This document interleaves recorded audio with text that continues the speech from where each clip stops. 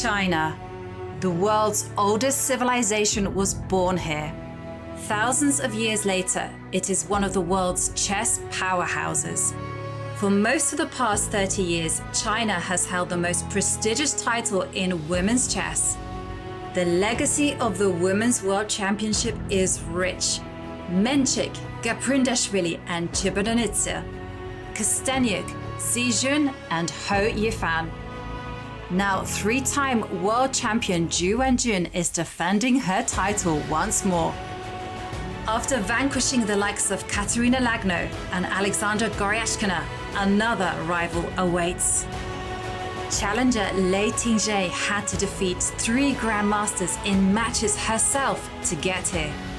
In the first 2 rounds of the candidates, she took on sisters Maria and Anna Muzichuk and won. Then in the final, she beat former world champion Tang Zhongyi. And that's it! Resignation! Lei Tingjie, the winner of the 2023 Candidates Finals. Will Ju Wenjun defend, or will we have a first-time champion, Lei Tingjie? Half the match is in Ju's hometown of Shanghai, half the match in Chongqing, where Lei hails from. Who will win and claim their share of the €500,000 prize fund? Welcome to the official broadcast of the 2023 FIDE Women's Chess Championship.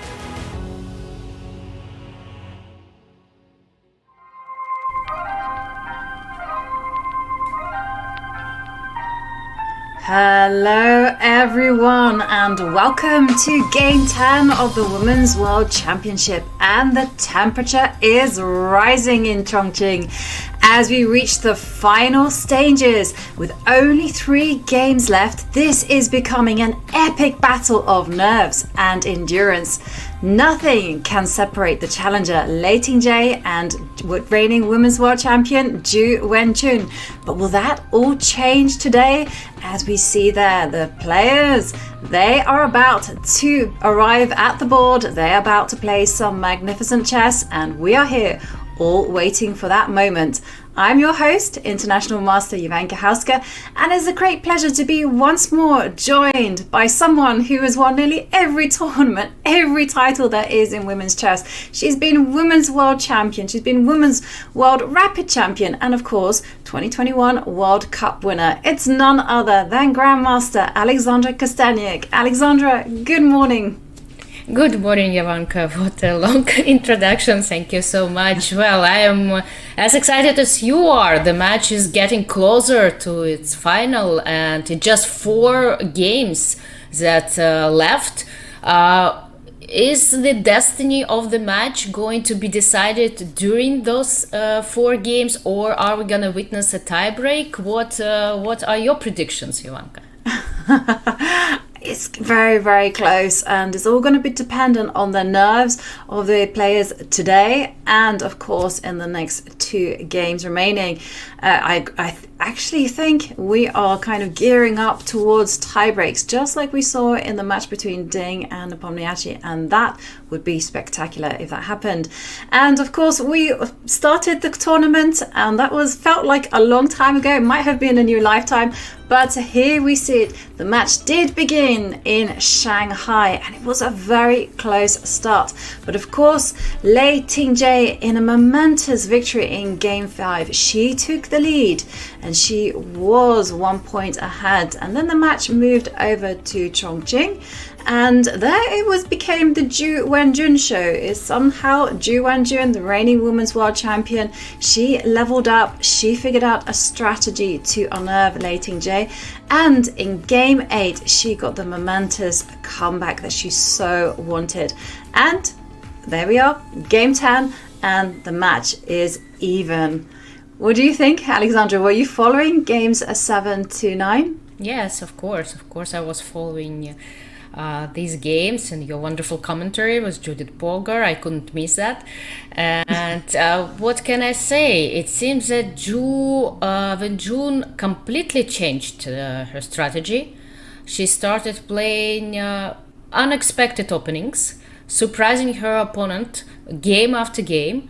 And since this strategy worked out pretty well for her, I'm sure we're gonna see something similar in today's game, something putting her opponent straight out of the opening, just probably because of the fact that Lei Tingjie seems so well prepared in all like classical openings, if we may say so.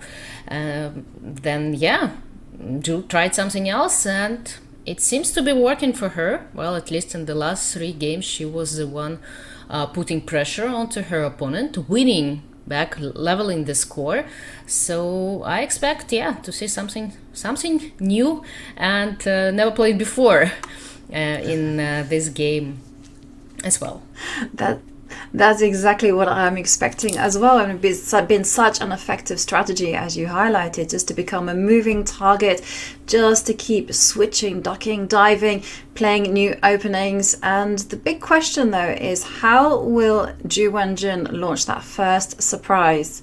I mean, will she already change up her first move, as she's been doing very effectively in the last 3 games? Or will she leave that surprise for a later part, maybe move 3, let's just say? Yeah, well, I still don't expect to see the first e4, right? Because she's been sticking to some kind of closed openings.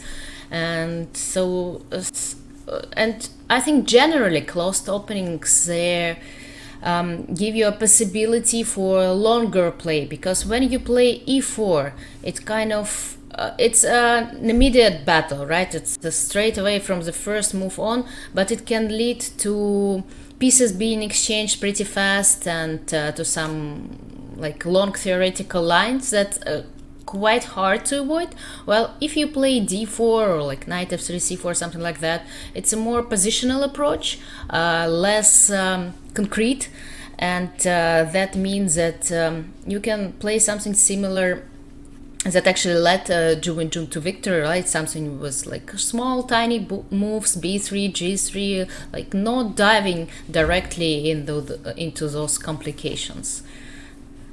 And there we did see the dignitaries. They came and made a move on the board, and I was trying to figure out the move. I think it might have been c4. Maybe we might see it was that d4, d5 on the board, but yeah, I'm not sure whether it's what we're gonna see.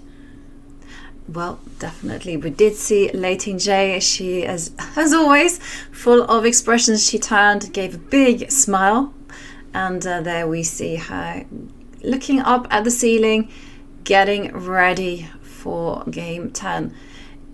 Does she look nervous to you? Does she look worried? Well, she looks ready to start. She looks ready to start. It's always hard to, of course, to guess what a player feels. I mean, just telling by her expressions, because, well, we're all good actors in a way, all right? We can make our opponent and the public believe in certain things, but what is going on inside her head and body, it's hard to say. We should also keep in mind that it's game 10, so the fatigue should kind of add up, right? We haven't been really talked about it, but I think it's the right point already to mention that. And of course, this match is a marathon, basically. It's the best of 12 games. The first one to 6.5 points will win. It is 1 point for a win, half a point for a draw. And this is what is making the situation very tense and all the games very cagey and full of suspense. No draw offers allowed before move 40. And of course, if the match is still tied after 12 games, there will be tie breaks to decide who will be Women's World Champion. Will it continue to be 3-time back-to-back reigning Women's World Champion Ju Wenjun, or will we see a new Women's World Champion in Lei Tingjie? That is the big question. Exactly. And Ju Wenjun, the players do have 3 games, and Ju Wenjun will have now 2 whites. Does this make her, does it give her a slight advantage? I think so, yeah, it's a slight advantage, but again, it's going to depend a lot on this game, how this one is going to end, it's hard to say in the match. I mean, anything can happen. I think the players and their teams, they just take it game by game, move by move. Of course, like by the game 12, it's going, I mean, they're going to consider a possible tiebreak, but it's still too early, I think, to contemplate on that, because so many things can happen during those games. And we see the first knight f3, so like first slight surprise, if we may name it. So, and yes, I was saying, there are many tiny small moves that just means that white want to, to play a long game. They don't have something, they don't want to win straight away out of the opening. They just want to play on. And we do see Lei Tingjie change from playing pawn to d5, as she did in famous game 8. She's now just developed a knight. For a second, I actually thought she might pick up the c pawn and say, would you like to play a Sicilian? But nope, she instead has chosen to keep everything flexible and develop the knight. So this means that maybe she is looking to fianchetto her dark square bishop. Yeah, she may play g6, but I think that may follow in case white plays g3, right? So for the moment, she's waiting. Like, it's a very flexible move order, right? Knight f3, knight f6, because we still may see something very close to queen's gambit structures, but this game may also turn into a completely different direction, with the players fianchetting their bishops, like g3, g6 at some point. Also, c4 and different transpositions to English openings may also happen. So quite a very interesting crossroad. Too early to say at the moment what opening we're gonna see, because it's like the first moves, they don't reveal us that quite yet. Still need some patience. And we see that Ju Wenjun, yes, she's choosing because this knight f6, it does change quite a lot of things, because in some of the lines, right, in the previous games, we saw Lei playing like d5, c5, e6, all this Tarash. And what is it like? Does it change a lot, those knights on f6? Whether Ju Wenjun may get something that she was hoping to get in her previous games, but she was not like allowed to, by first d5 and then c5. And because of the fact that Black already played a knight f6, it may like give her this chance. So we'll see. We will definitely see, because knight f6 was not played in game 8. The analysis board shows exactly what happened at that game. But instead, after knight f3, knight f6, this is the game situation.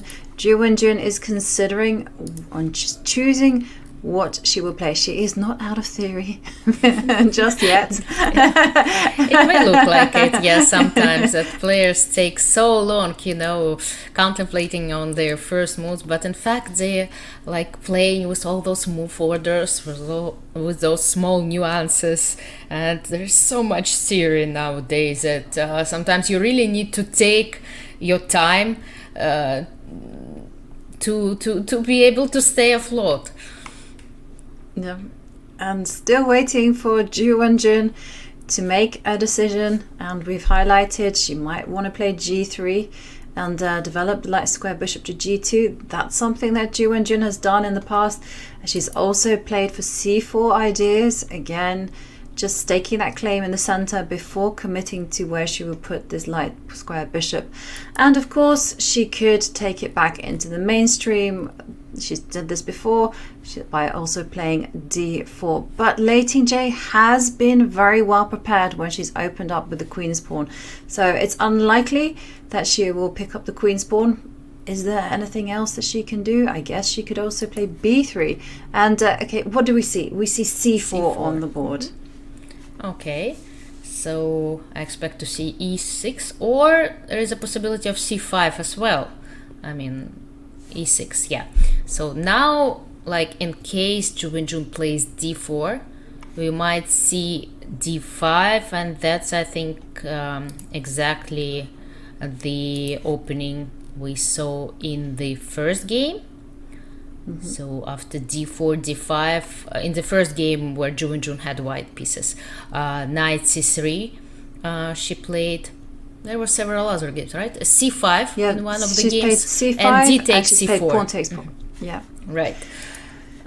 So, Okay. and well, we E3 have the instead. change, e3, and I'm expecting Lei Tingjie to open up with d5.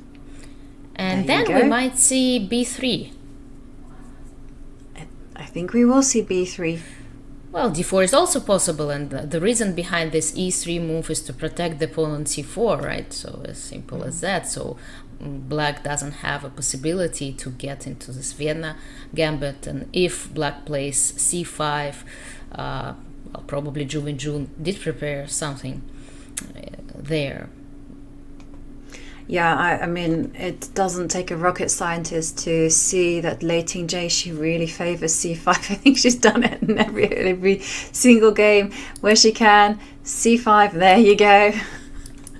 I mean, if Ju Wenjun has not prepared this line, then it's been bad preparation, but I fully expect that Ju Wenjun has an idea here. Well, of course, I mean, and why not to put your pawn onto c5, right? Because there it helps you to battle for the center. Black considers at some point to play d4 if she has a chance, like to close this bishop. We'll see, just like starting.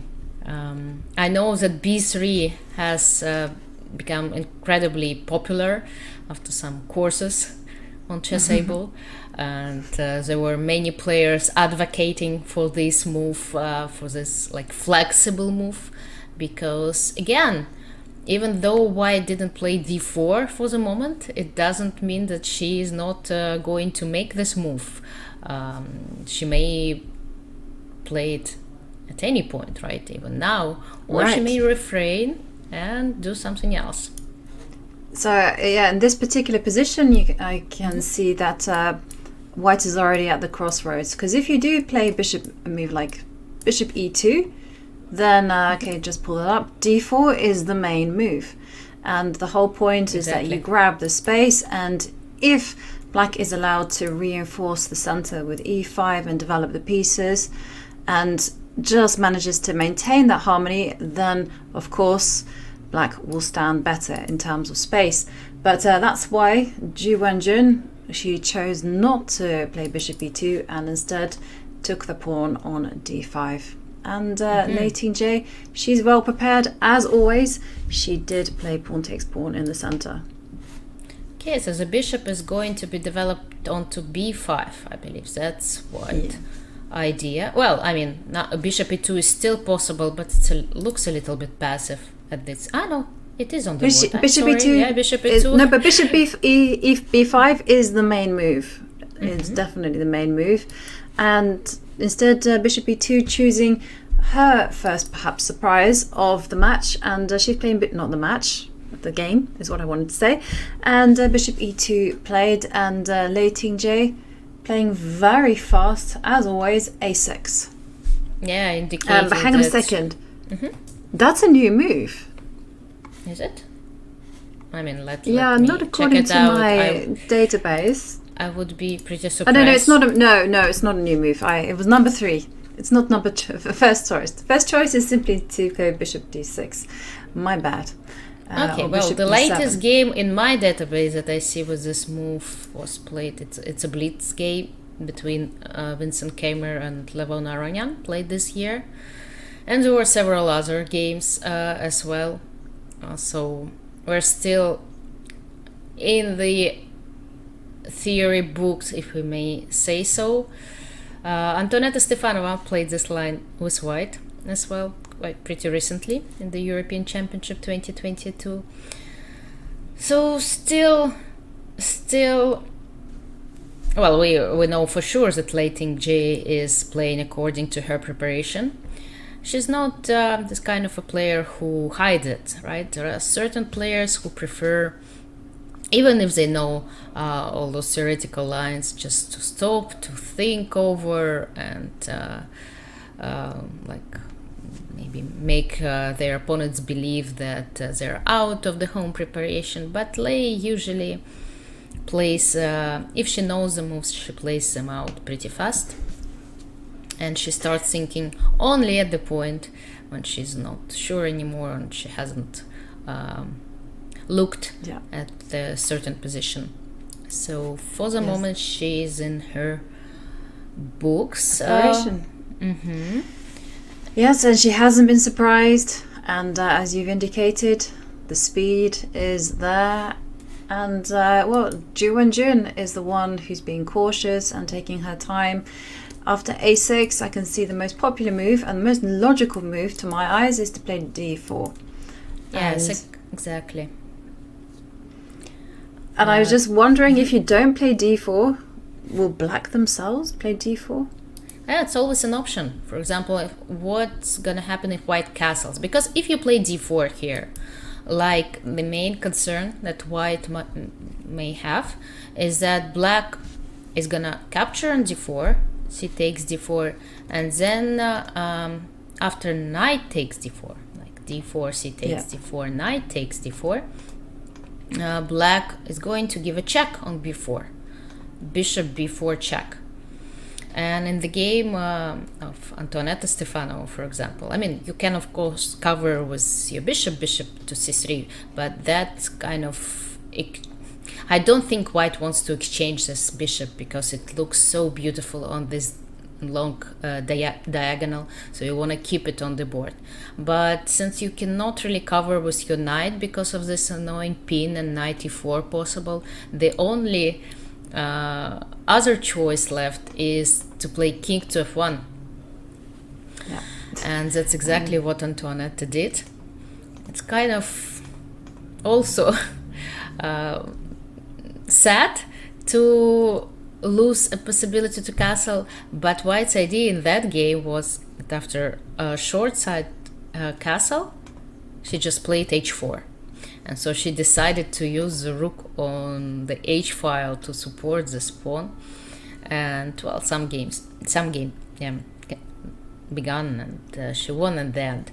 But I don't think that Ju Wenjun is ready to play so creatively because, well, okay, the king on f1 is kind of risky in a way.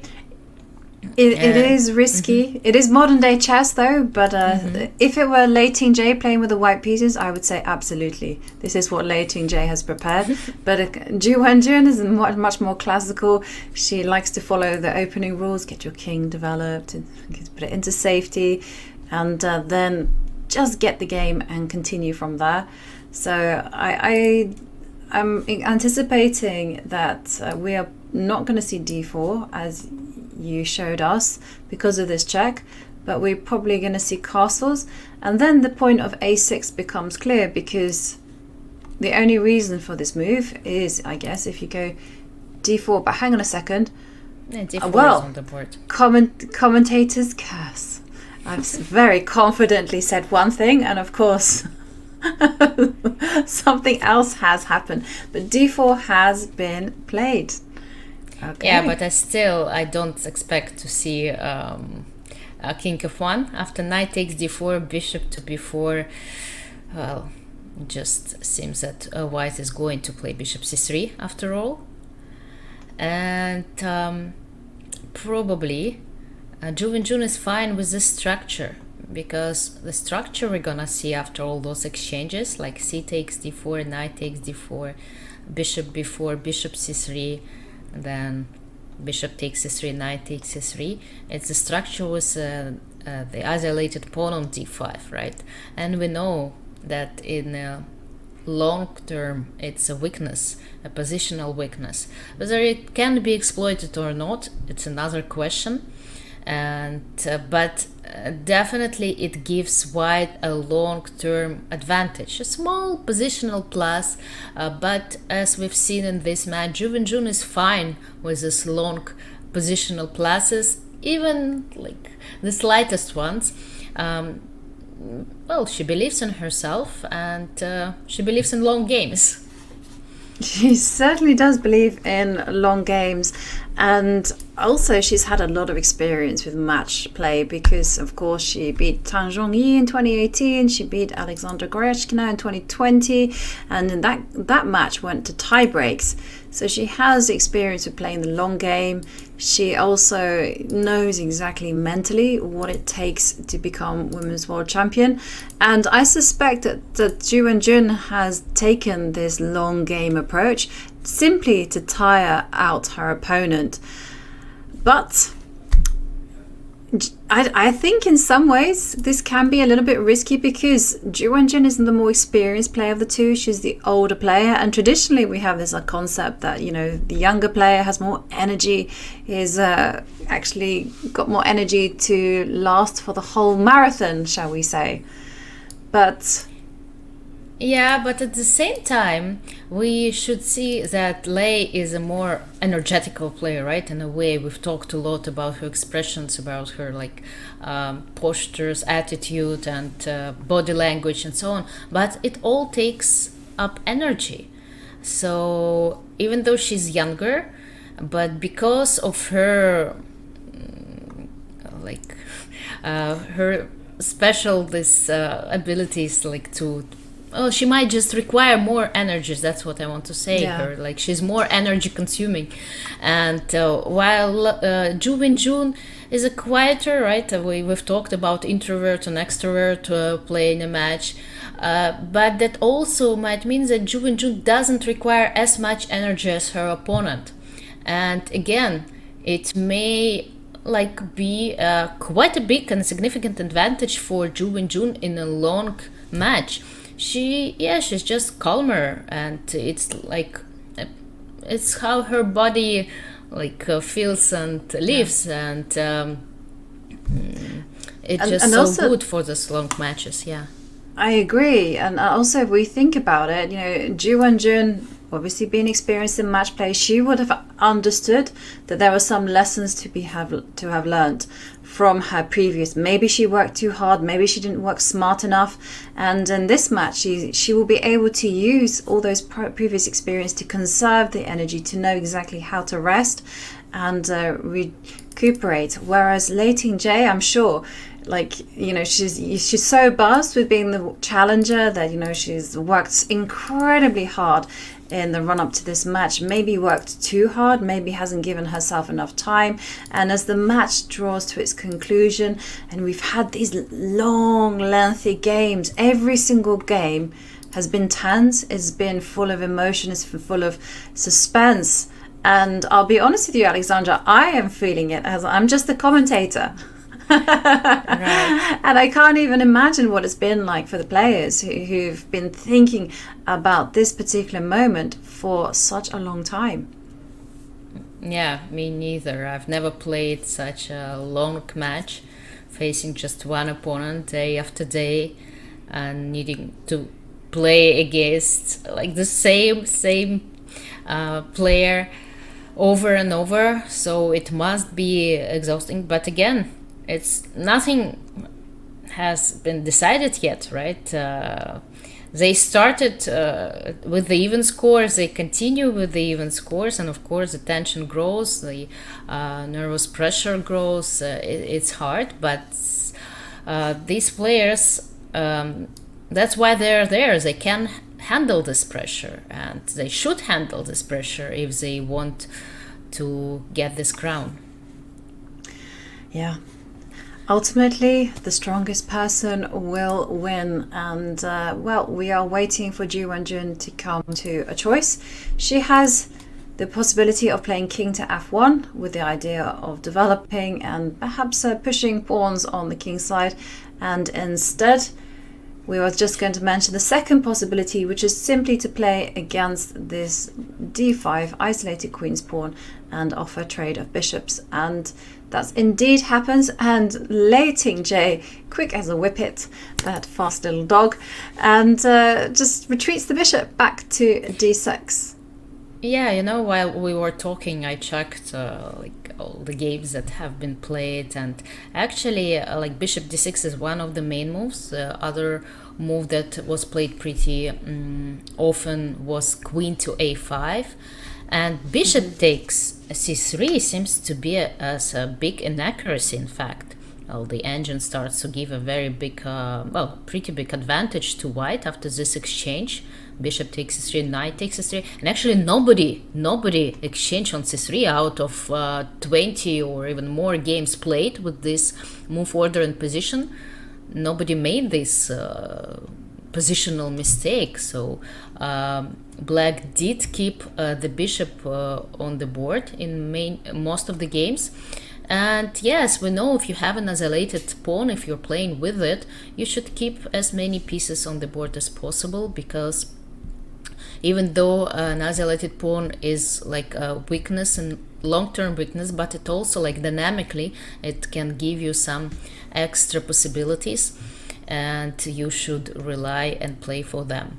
And that's exactly what's happening. And the very first game in my database with this exact position, knight d2 and castle, was played in 1973 between Tigran Petrosyan and Alexander Belявsky. So a long time ago, in some Soviet championship, and Tigran Petrosyan won that game. So that was exactly the position that we're witnessing right now. In this position, I guess Ju Wenjun is simply deciding whether to castle, whether to go queen c2. The main thing, though, is just to get the king to safety. And as you've highlighted, you do have to be aware of the dynamic potentials. And we do see castles played, the most natural move. And do you know how that classic game between Tigran Petrosyan and Belявsky continued? Well, of course I know, because I have my database in front of me. So that makes me very, very smart. Belявsky retreated his bishop to c7. Probably like getting ready to play queen d6 at some point. And after bishop to c7, that was a very interesting decision, played by white. Like he just captured, Petrosyan just captured on c6, so he changed the structure, right? He, instead of this isolated pawn, there was a spare c6 d5 pawns pair on the board, and after knight takes c6, b takes c6, he just played queen to c2, and he stabilized, like, kind of blockaded this pair by playing bishop c2 and queen c2 and bishop d4, and later on he won that game. So they exchanged a few pieces, went on to the end game where his bishop was standing beautifully on d4. And then he just doubled, I believe, his rooks on the c file. Yeah, that's exactly what he did, and he won. He won that endgame. Pressure, yeah. And when it comes to these hanging pawns, as they're called, then it's all about controlling their movement and controlling how they stand. So if you do manage to get bishop on d4, then this is fabulous dark square strategy. One thing that you always have to worry about, and I see that Ju Wenjun has made the move rook e8, is that please, if you are playing against the isolated pawn, do not underestimate the dynamic possibilities that your opponent will have towards the king, because you take a look at those two raking bishops. There is also a knight that can spring forward to e4 and maybe even to g4 at times. And of course, let's not forget this one that can jump into e5. So Lei Tingjie has to play very dynamically. She can't just sit back and watch Ju Wenjun improve her position. Yes, exactly. So Lei did play rook e8, and actually I demonstrated, right, one of the main white's ideas. Well, maybe not main, but of like very important white's ideas to have a look and to think about in this position is to capture on c6, and after bishop d4, like blockading this pair of hanging pawns. While after rook e8, it doesn't quite work, because here if you play bishop d4, I suppose black is going to play c5, and that's another position. Those pawns are not stopped, they are in constant movement. Bishop b7, d4 may appear on the board, so there is some pressure onto white's position, and that's why black keeps the bishop on d6, and that's why we can now say that bishop c7, what Belevsky did, was inaccuracy. So now white, I don't expect to see knight takes c6 immediately. White might try to prepare this move by playing rook c1, for example, but the problem behind that move is that there is bishop a3 possibility. So if white plays rook c1, black can play bishop a3. If white like retreats the rook back, then the bishop of course will get back. Of course white can play rook b1, but in that case after rook, instead of rook a1, but in that case black can consider capturing on d4 and playing bishop f5. So this rook, it's not so easy to put it onto c1 and prepare knight c6 and bishop d4. So there are some counter ideas for black, but as you mentioned, it's all about dynamic. You cannot just make small moves without ideas. You really need to work against white's plan and not let white consolidate, not let white just exchange and blockade all the pawns she wants. Yeah, and just looking at my limited database, and I can see that maybe white wants to play rook c1, but because of this bishop a3 move, it's not possible. And so this is perhaps why two very strong players, Kismatulin and who else played it? They actually just simply played bishop b2 after this, getting ready to just get that C line cleared. Right. Yeah, and I can see Lenderman has played it. Shekachev. Sorry, I'm not so good at these long Russian names. Difficult to pronounce names. Yeah, I can feel it. But my main question, because I see those games and I see bishop b2 played in some of the games, in two of them, black actually after bishop b2, they did retreat the bishop. One player retreated it to c7, the other played bishop to b8, but I think in that case we can still get back to this Petrosian idea of capturing on c6 and playing rook c1. Although black has this rook c1, for example, queen d6, right, move, that's why they retreated the bishop. The first just place. To show. Just to show, if you do go bishop d4, yeah, you always have to watch out for your opponent's threats, right? As you talked about it, like checks, takes, and like direct threats. Always, have to have this alarm buzzing. So g3, feels like almost maybe not an obligation. Knight f3 was still possible. Yeah, bishop b2, by the way, is on the board.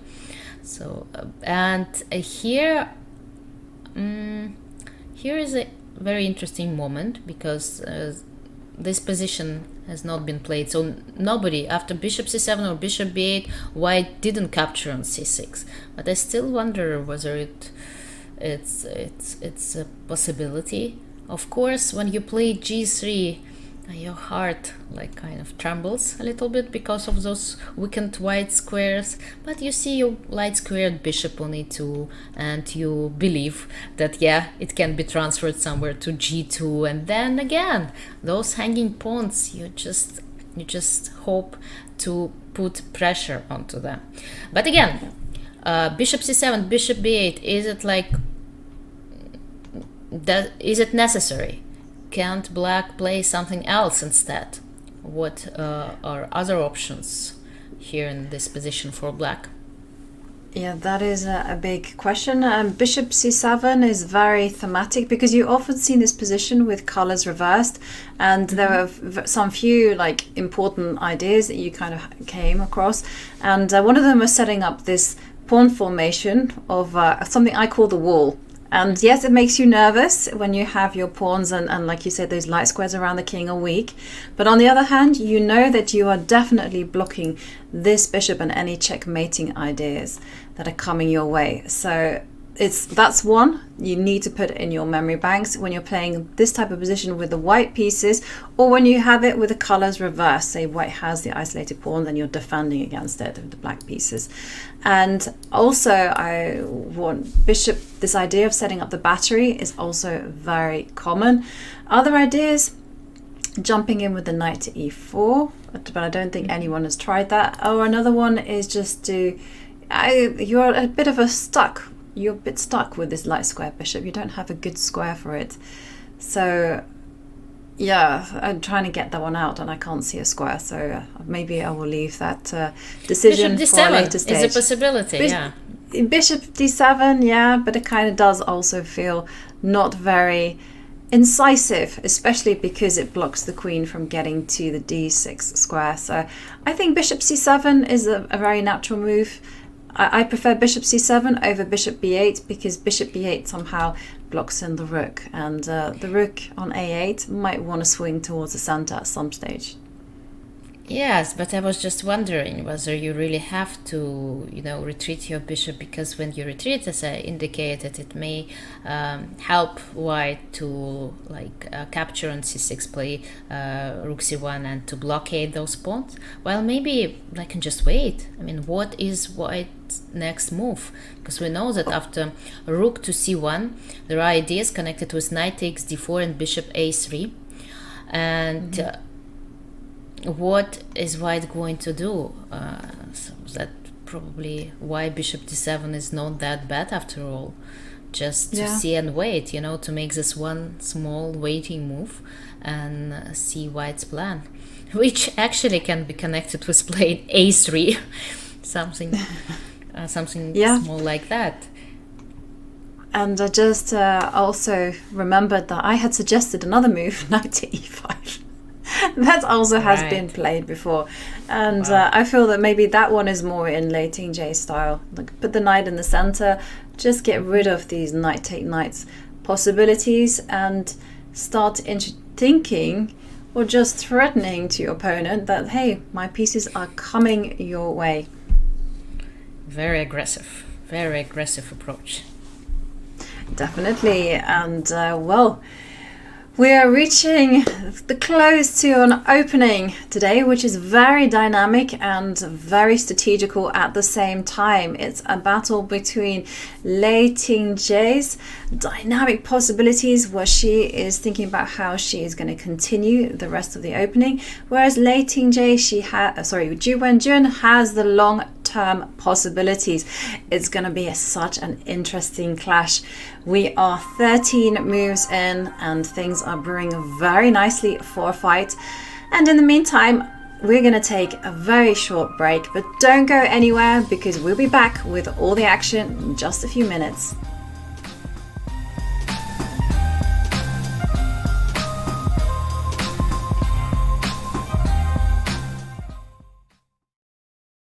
Hi, I'm Grandmaster Anish Giri and welcome to Latvian Repertoire's 1e4.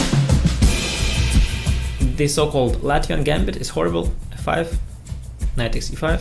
This is not how chess is played. He played too many moves with pawns and the queen and didn't develop his light pieces. And if knight e4, this is a very important trick to remember. Many people fall for it actually. Knight to b5, brilliant idea. ab and queen g7, and after rook f8, bishop h6, queen c5 and f3, and surprisingly, queen f2 is almost checkmate, but it's not.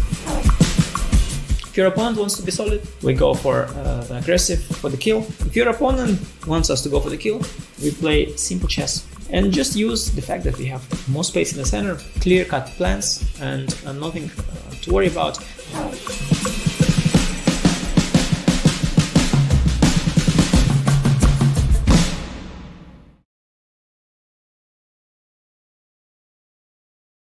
What's the best way to follow any chess event from the Champions Chess Tour to the Candidates, Speed Chess Championship, Title Tuesday, FIDE World Championship, and so much more? Chess.com/events has all of the top chess tournaments played both over the board and online.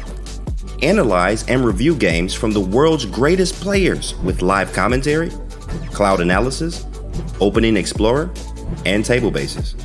Find all the key event information, including schedules, prizes, results, news reports, player bios, tie breaks, and more.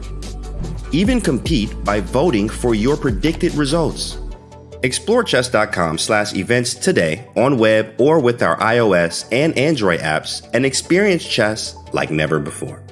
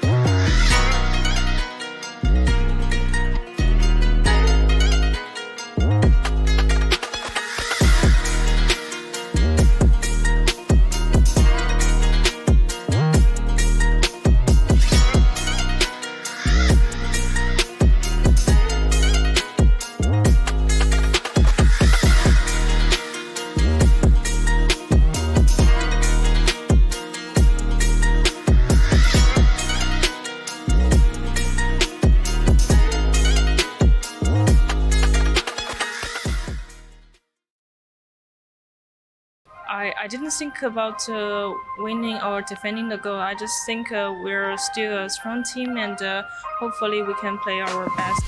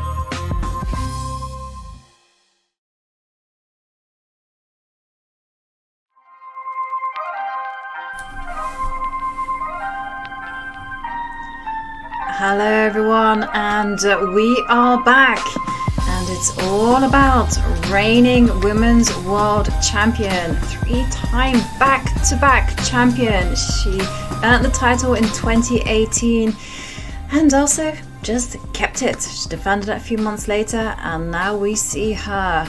Well, she is facing challenger Lei Tingjie in Lei Tingjie's home city of Chongqing. And in that bustling metropolis, it is going to be all about a clash of styles, a clash of strategy. It will be all about whether Ju Wenjun can retain her positional advantage of playing against Black's weak pawn in the middle against Lei Tingjie's dynamism. And I feel that this game is very appropriate because we've seen Ju Wenjun throughout the whole match. It's all been about those small positional factors. It's all been about nurturing those small advantages. And for Lei Tingjie, it's been a lot more direct. And this is an appropriate clash in styles. Yes, it's also all about nerves right now as the match final is approaching. Fewer and fewer games are left to play. 3, as I was told, because I announced about 4 games, but it's never enough. We feel it's never enough. But in fact, it's just 3 classical games left. And it makes me wonder, why to play a 12-game match if still everything will be decided in the last 2 games or even in the last 3.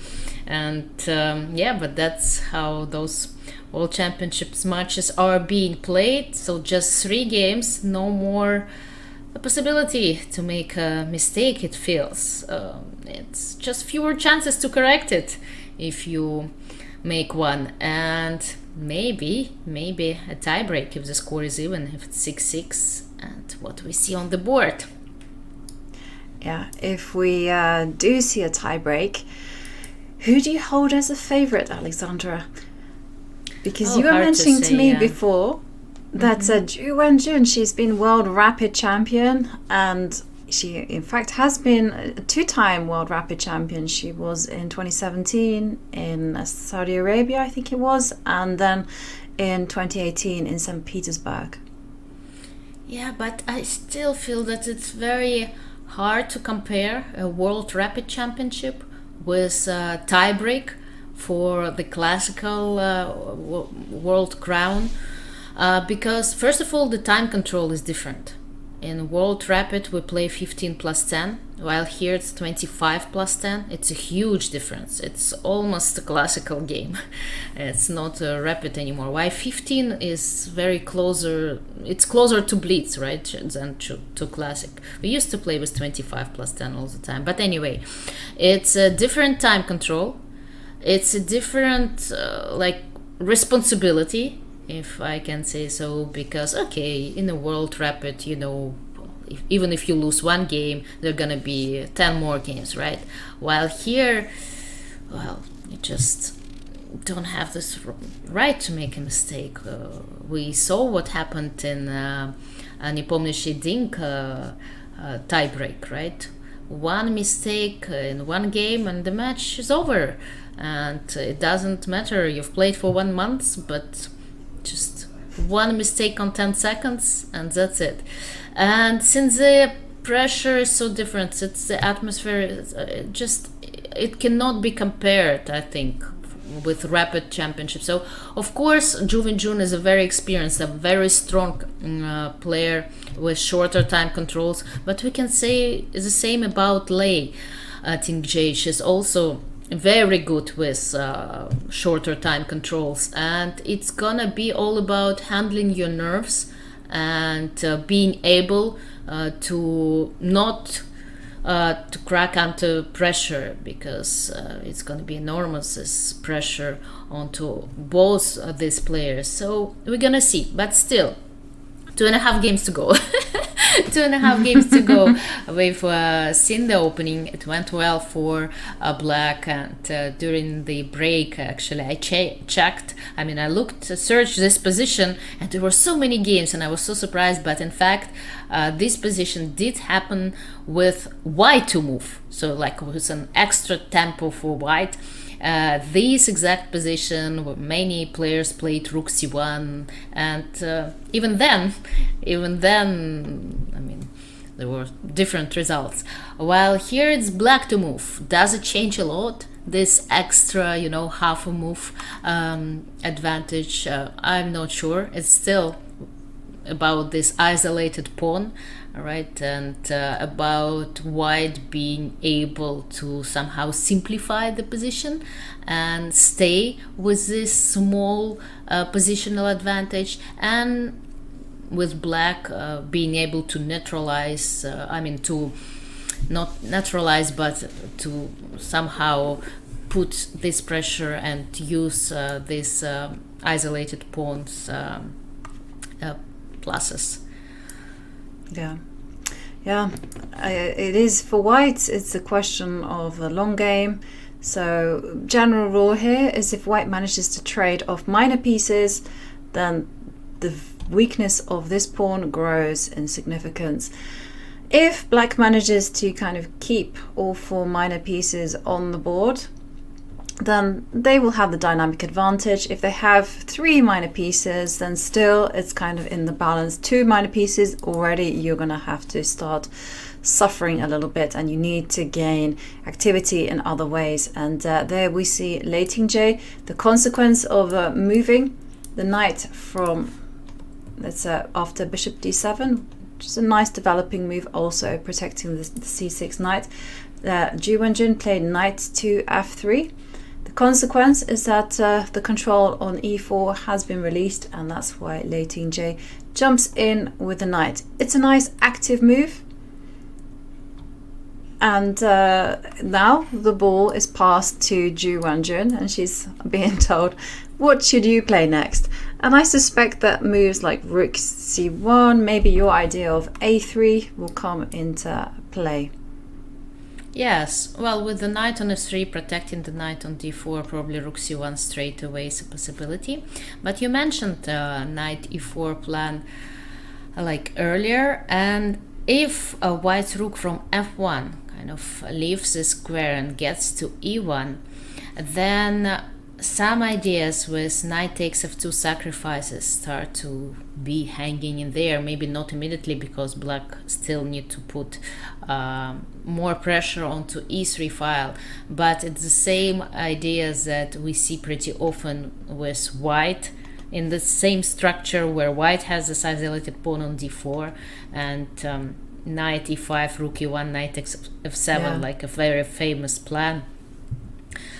So I don't expect to see white moving the rook from f1 while the knight is still on e4.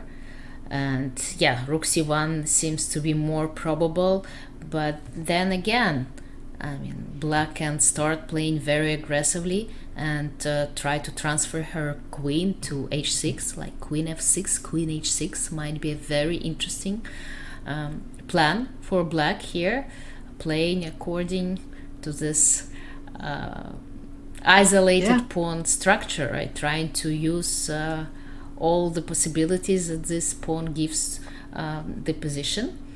And you can just see that first the knight will come to e5 just to give the queen the f6 square, and then suddenly queen h6, and again there's horrible pressure on the h2 point. You really have to be looking out for all the sacrifices, and I always dedicate all my time to this stage of the game when I face this opening or the isolated queen's pawn. And then, when it comes to the endgame, if you get that far, it should be pretty simple. The position is quite clarified. But there's so many captures, so many attacking pieces. So you do need to tread very carefully. Use your time to calculate. And 94, like just to kind of highlight your point, like say for instance you do go rook e1 without thinking, and say queen e7 happens, you can kind of see that if you're still careless and you're thinking, well, bishop a3 is the plan. No, bishop a3 is not the plan, because there could be ideas of going knight takes f2. And okay, the evaluation bar doesn't like it because it's a computer and computers are not scared, but humans are scared. Right. So black is definitely putting all her bets on this middle game, while white is just dreaming of reaching an end game. And I remember when I was like younger and playing, and my father was watching my games, and I lost to some of them because of my opponent creating some kind of attack, and my father was saying all the time, okay, if you would play an endgame, it would be great. But between an opening and an endgame, God have created a middle game. So he was very mad of me forgetting about my king's safety. So here, yeah, it's this exact moment between an opening and endgame. Unfortunately for White, middle game is in full swing. It's very hard to reach this end game, and of course Black will do everything that is in her power to keep those pieces on the board. Yeah, absolutely. And if you are playing with an isolated queen's pawn, please do not make the same mistake I did. So I was telling Alexandra during the break that I played a similar position like this against David Howell. And I was analysing the game with the women's team captain at the time, John Spielman. He was like laughing at me. He was saying, Yovi, you literally did everything White wanted that to do. You traded off all the pieces. Yes, you might have been playing a stronger player, but that doesn't matter, because in this type of position, it's not about clarifications, it's not about simplifying the position, it's all about just creating those opportunities. So for instance, the knight can come to e5, maybe it will jump to g4, maybe you can have a queen to f6, h6. You've got to create the tension, you've got to get that deep dark forest where 2 + 2 = 5, as Tal famously said. And for White is just about kind of like holding firm and blocking all those threats and trying to make those trades to make the world a better place for them. I don't know why I started thinking of those lyrics, but I did. Right, and that's why I don't like White's choice to put her knight onto f3.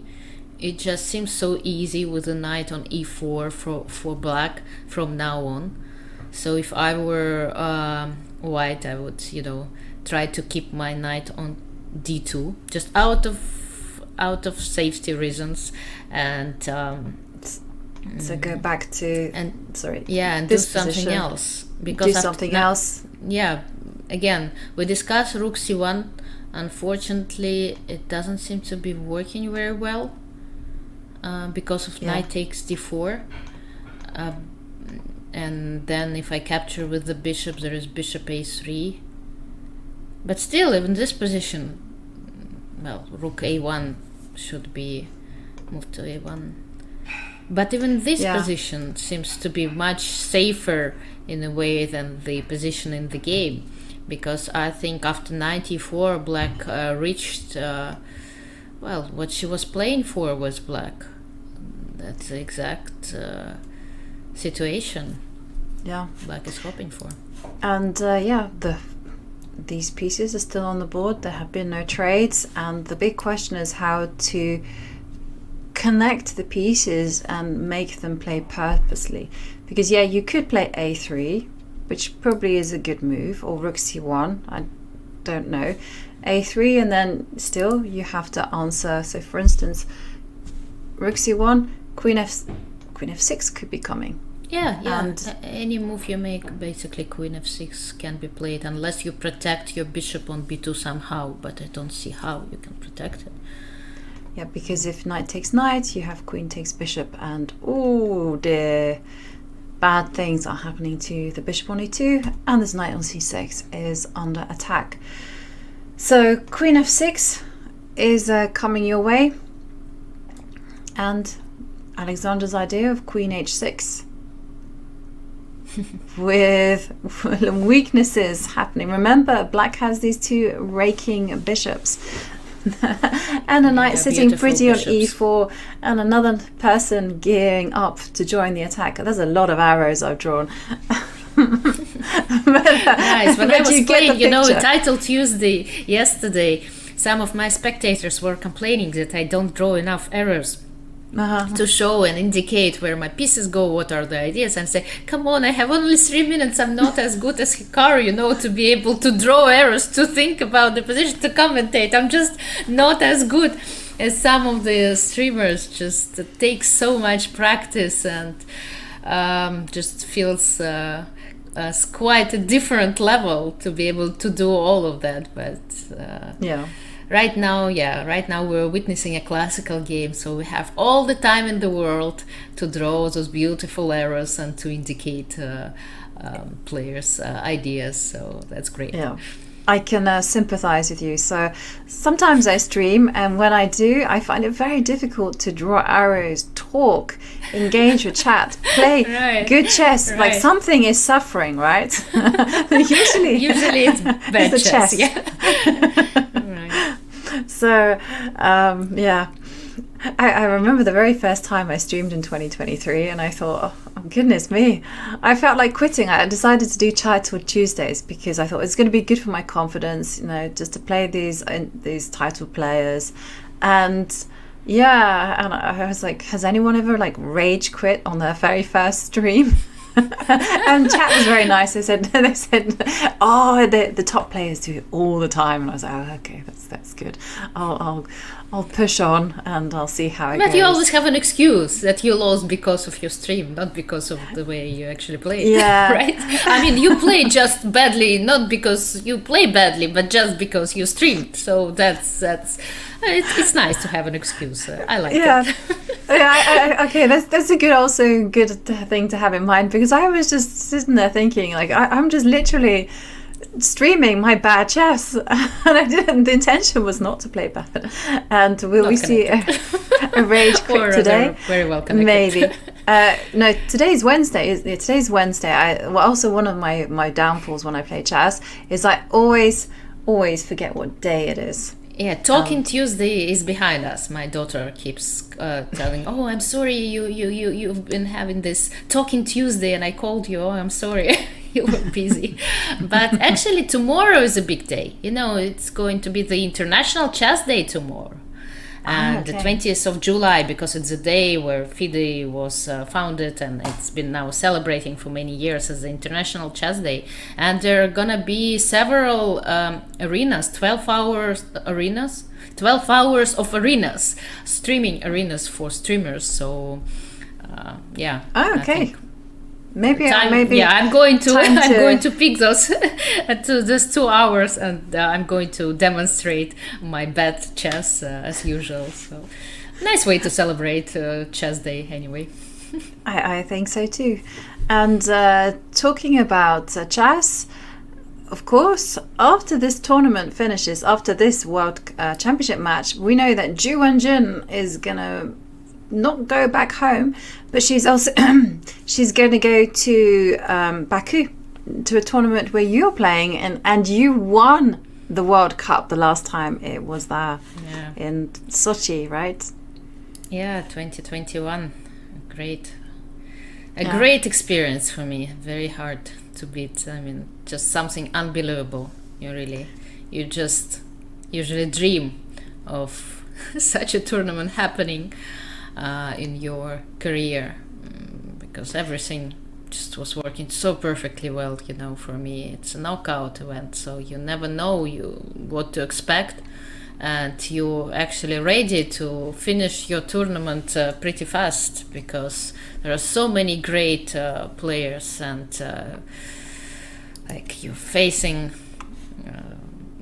like so many strong players round after round, but I managed not only win, but not even play one tie-break match throughout the event, and it was just a dream come true scenario for me, and I was very happy.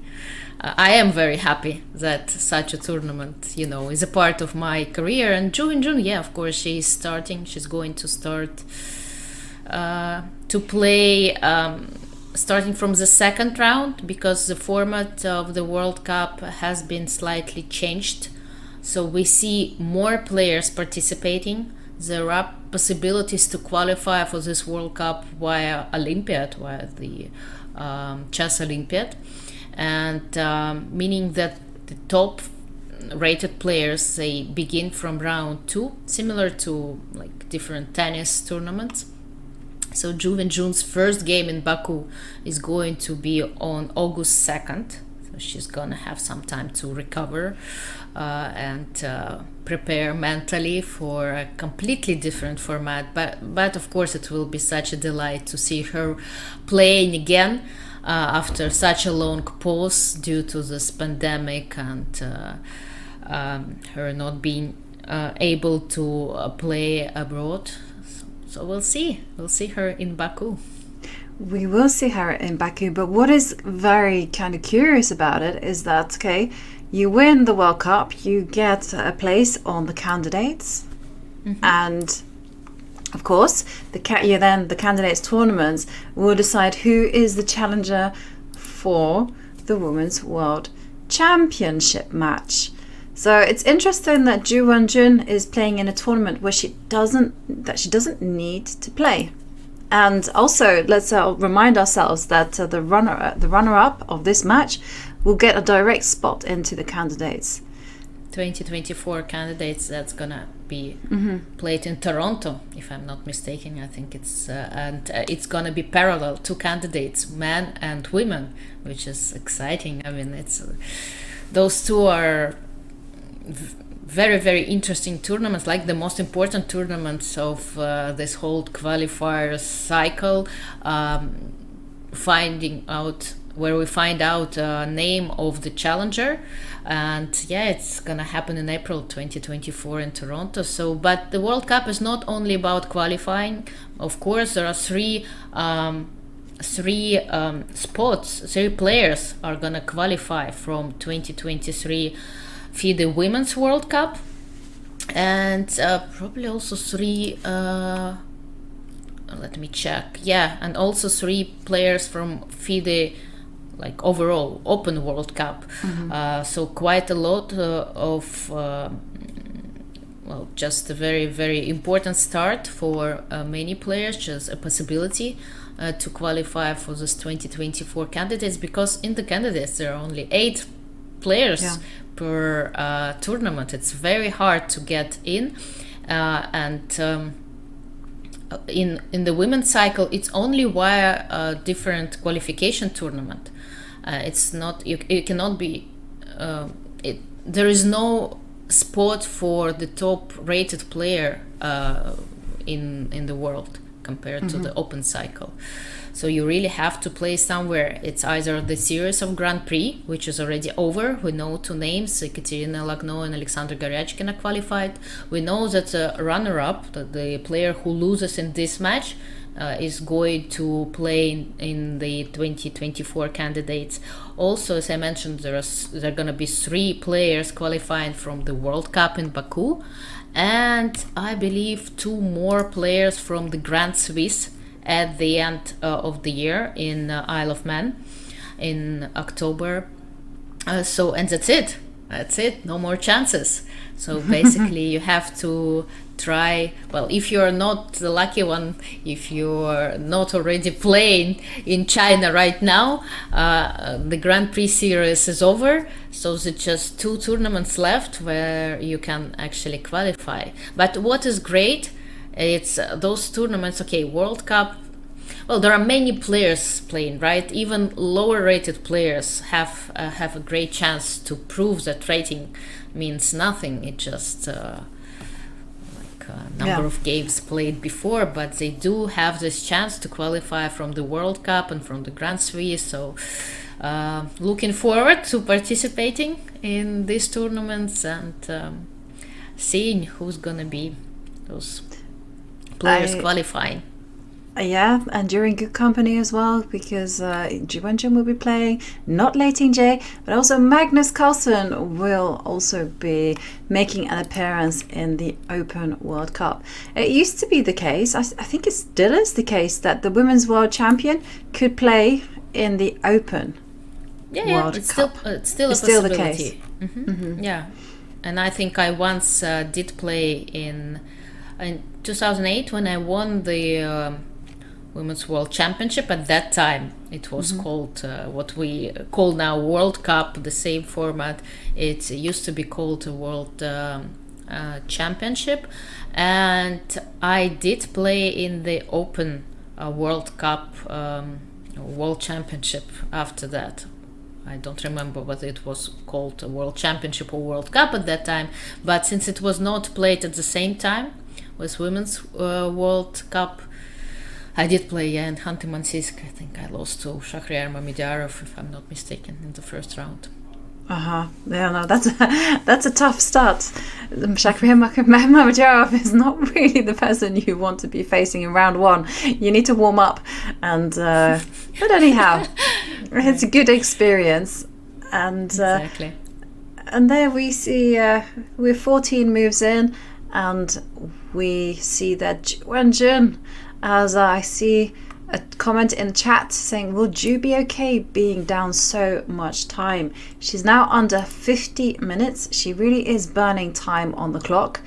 And this is the type of position where really both sides should have done their preparation at home. And by preparation, I don't necessarily mean moves. You definitely need to know how you're just going to put your pieces. Like, for instance, are you going to go rook c1? How is black going to attack with queen f6, queen h6, or do something else? Both sides do need to come up with answers. For Ju Wenjun, it's all about the defensive. You've got to curl up into that ball. So for instance, maybe go rook c1. I saw chat did not like my a3 move, which was just just purely as suggested it, and they were like, no, it's such a bad move. And I was like, okay, rook c1 certainly looks a lot more natural. Okay, so maybe whilst Ju Wenjun is thinking, let's do a deep dive into what she's concerned about. So rook c1, for me, is the most natural move on the board. Rook e1, you don't really want to be playing because there could be possibilities, maybe the bishop coming to b4, and of course you'd let go of the connection to f2. So let's have a look at something like this, and it's difficult to suggest. I don't know, let's just go rook c2, you know, just go, yay, knight takes knight is threatened. And I'm going to let you have everything, and I'm going to pin this. And already the evaluation bar has gone all the way in black's favor. So this is like just kind of show everyone like how bishop h3 and knight f2 probably, right? Yeah, bishop h3. Yeah, that's one way how to break the position down. But no, the Valbar doesn't like my. No, because of knight b4 is the whole idea. Oh, so knight b4 and this rook doesn't have any squares. So you, okay, knight b4 is a problem. So in that case, there is no rook c2 to be played because of knight b4 ideas. And maybe this means that if queen f6 is such a big problem and you can't rook c1, queen f6, and say you just go, I don't know what to suggest. That's why Ju Wenjun is taking so much time, exactly, to think. I mean, because maybe she feels like, play knight to d2 at some point again, before rook c1. Yeah, okay. That just Maybe do it now, right? Let's just say yes, we made a mistake. Queen h6, and can you do things like g3? And well, I guess knight e5. It does feel shaky. The knight is coming to e5, and maybe this knight is a huge problem. But how does it change? Why doesn't the engine like bishop to h3? Because I like this idea, bishop h3, rook e1, knight takes f2. Okay, but bishop h3. Somehow or other, it's okay. So I'm peeking, and it's saying that knight takes c6 is going to be sufficient. Yeah, it just sacrifices this exchange, but it takes the pawn on c6. So let's say bishop takes f1, right? Or b takes c6, doesn't really matter. Yeah, and then it's worried about knight takes f2 because so it wants this, and only now is this, it's saying that this is perhaps a touch better for white. Okay, good to know. Two strong bishops, and black's pawns are quite weak on a6, e4. Yeah, the bishop on b2 is amazing. Queen is getting to g4 probably, and will be it will be hard to protect everything. Okay, well, that's a very important thing to keep in mind for white. It is super important. So after it says after moves like g3 that you can avoid all of this idea of knight takes knight by actually putting the knight on e5. And well, we have a move from the knight went to Ju Wenjun. So let me just refresh to get back to the game position, and there we see knight to d2 played. So more or less admitting that she's made a big mistake and giving black the possibility, well, giving black the knight 94 move for free. Yes, maybe not like a very big mistake, but quite an inaccuracy, right? So she just gave up this precious time to black. She allowed Lei to put her knight onto e4, and now of course black can get back with her knight to f6 just to repeat the position, but I don't think it's gonna happen. It's gonna be a big favor for white. I think instead black can, you know, come up with some other unpleasant moves. Even knight to g5, okay, is never gonna be played, but what I want to demonstrate, like, let's say queen to h4, like, let's put this pressure onto h2. How white is gonna protect the pawn? Yeah, and the big point, as Alexandra's highlighting, is oh no, the bishop and the queen are working very well, and checkmate is threatened. So yeah, you'll have to indulge me, Alexandra, because I do like showing checkmates. That's great. Me too. And so queen h4. So we have to go. Okay, we take a step back with the knight. I was going to suggest g3, but g3 already you can see some sacrifices happening with. Yeah, but I think that's a move to make anyway. Even though they look scary, but you just want to make sure they don't work. Or something like knight takes g3, right? Then h takes g3.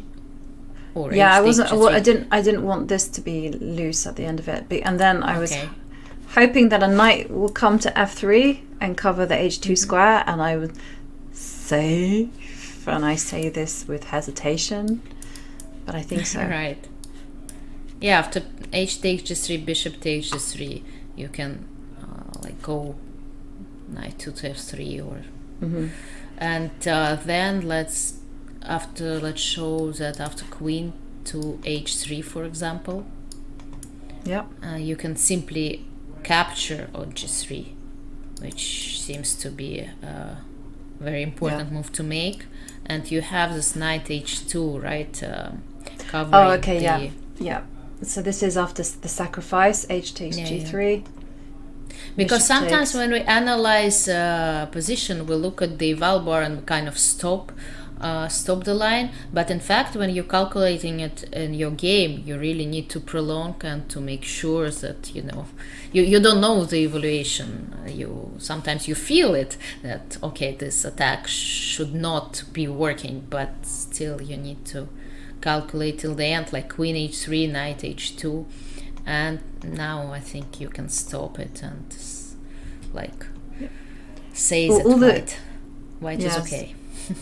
And all the important squares are covered, right? The bishop can't get to f5, can't get to g4, and there's just no way. Also, the rook can make a transfer because, again, every single square that it wants to get to, it's just covered. So that one's safe for white. But g3 is, again, a very committal move, and as you indicated, these light squares are weak, and black has options. You can go queen h3, you can also go queen h6, just to keep the h3 square for the bishop. And again, the knight is going to come to e5 and start asking some questions to these light squares. Yeah, exactly. That's why this knight can be captured at some point if it's very annoying. It might have to be captured. Like, say, for instance, I don't know where to put the queen, h6 or h... Well, I would say h3. h6, because after queen to h3, and the bishop on d6 is not protected, meaning that after knight takes e4, you have to capture with your rook. And usually after knight takes e4, you want to capture with your pawn. Yeah. But even here, like if I capture knight takes e4, d takes e4, okay, there are no more isolated pawns on the board, but let's say knight takes e6, because I think I have to, otherwise knight e5 is gonna come. And this position, okay, it doesn't look dangerous anymore, right? It looks pretty safe. Maybe also very close to equal, because even though the bishop on b2 seems to be doing great compared to the bishop on c6, which is kind of looking at its own pawn, but at the same time black is gonna play, I don't know, rook d8, rook c8, maybe bishop e5, and still danger, right? Still the king is cut off from any of its defenders. The pawn on e4 is doing a fantastic job. I would prefer to play black, although I appreciate that this position is still very balanced. I think that black could do something to make life life. Well, at least there are no more knights on the board, and That's that true. means it's harder to use these weakened squares. And somehow I feel that if you kind of find a way to trade more pieces with white, just wonder what pieces you should feel like trading. If you are able to trade those light squared bishops, it would be great. Okay, so But this hard was to imagine how to do that. Yeah, so this was going back to the game position. So knight d2 was played, where Ju Wenjun essentially admits that her knight 2 to f3 was a mistake because she's now retreated the knight to d2. And we were looking at the very direct queen h4 threatening checkmate on h2. There are other possibilities. I guess you could put your rook if you want to build. And are there any concrete ideas that white has? Like, for instance, knight takes knight, pawn takes knight, and then something to do with this bishop, but I don't think there is. Well, Is in that just- general, I think white wants to capture on e4 and maybe then play a bishop g4. So say for instance you go rook c8, because that could be a nice building move. Just develop the rook, and knight takes knight, pawn takes, and then put the bishop to g4. Oof, hang on, although there's I have nothing to be happening. careful, queen h4, Yeah, or there's- something like that. I forgot, of course, about black's ideas. Maybe in that case, I have to prepare all those exchanges by playing something first, maybe something as h3. Can it be a good idea or not to prepare this? But then it's gonna be too late somehow. Then it kind of feels that if I could only get my queen to e5, Right. then there's going to be some unpleasantness happening. Maybe bishop b8 along. and queen c7. Bishop then. b8, bishop b8 suddenly, then queen c7, and then it's not easy to defend this h2 point. So And probably we white see just that- doesn't have this luxury anymore to make those waiting moves because she already lost some time, and that just means that she has to exchange. Knight takes e4 immediately after rook c8. D takes e4, and then probably knight takes c6, and agree that I don't know which one's best, but I was thinking rook c6 just because I'm a big fan yeah, of that the rook looks nice.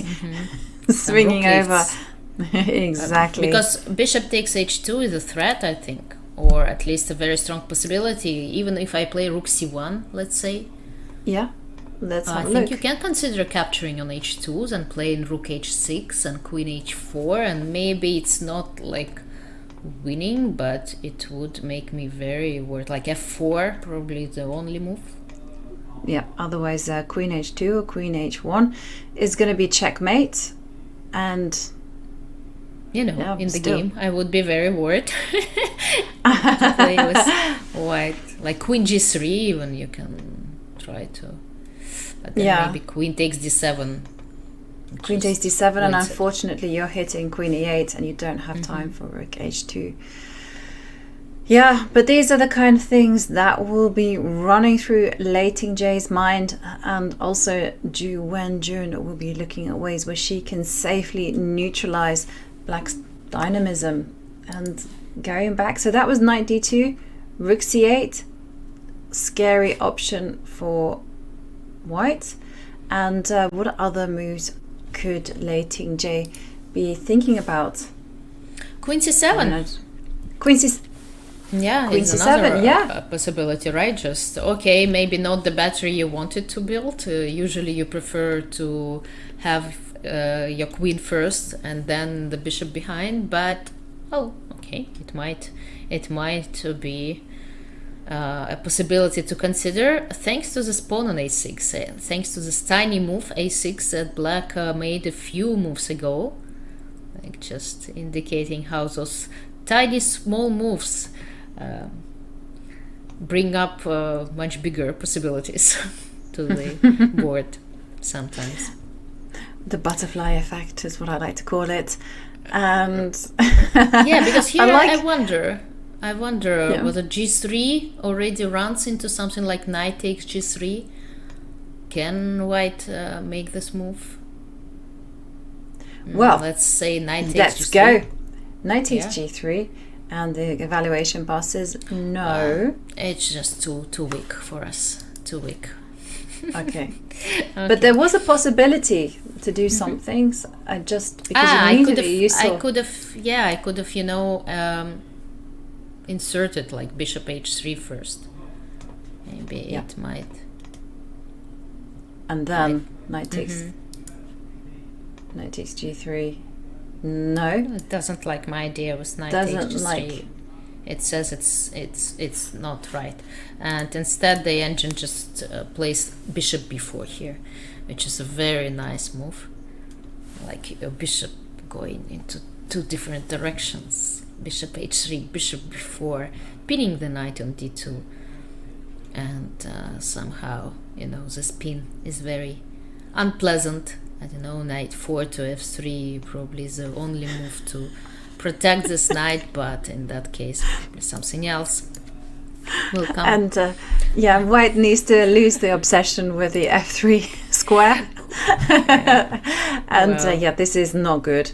Good news, I mean, just take a look at the bishop on h3. There's pinning and here, and there's also moves like knight c3 that can be played and take control of the dark squares.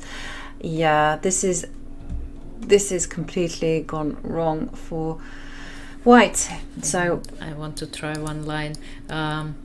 Queen. That was queen c7. Let's show this line here. Yeah? I know that it's completely winning in many ways for a black, but I was just checking if that one is winning, and it is winning. So queen a5. Yeah. a3. Build up pressure here. Yeah. Bishop takes d2. b4. Bishop takes e1, of course. B takes a5. I'll take the queen. Yeah, so bishop takes f2. King to h1, and then bishop takes e3. And I'm threatening to play knight f2. And it seems that black is just winning in this position. So let's see. Let's prolong the line a little bit more to queen to b3. Yeah, get the queen out of dodge. Knight comes to f2. Yeah, but it's just, just the position is too good. Black has an rook, a knight, and 2 pawns for a queen. But just according to the engine, it's not because you win something like immediately. You can even play rook a to d8. Just the position is too good. Wow. And the white king is just sad they're caged in the corner. And you're right, you don't even need to do this type of stuff. So knight f2, king goes to g1, and it's just trapped there.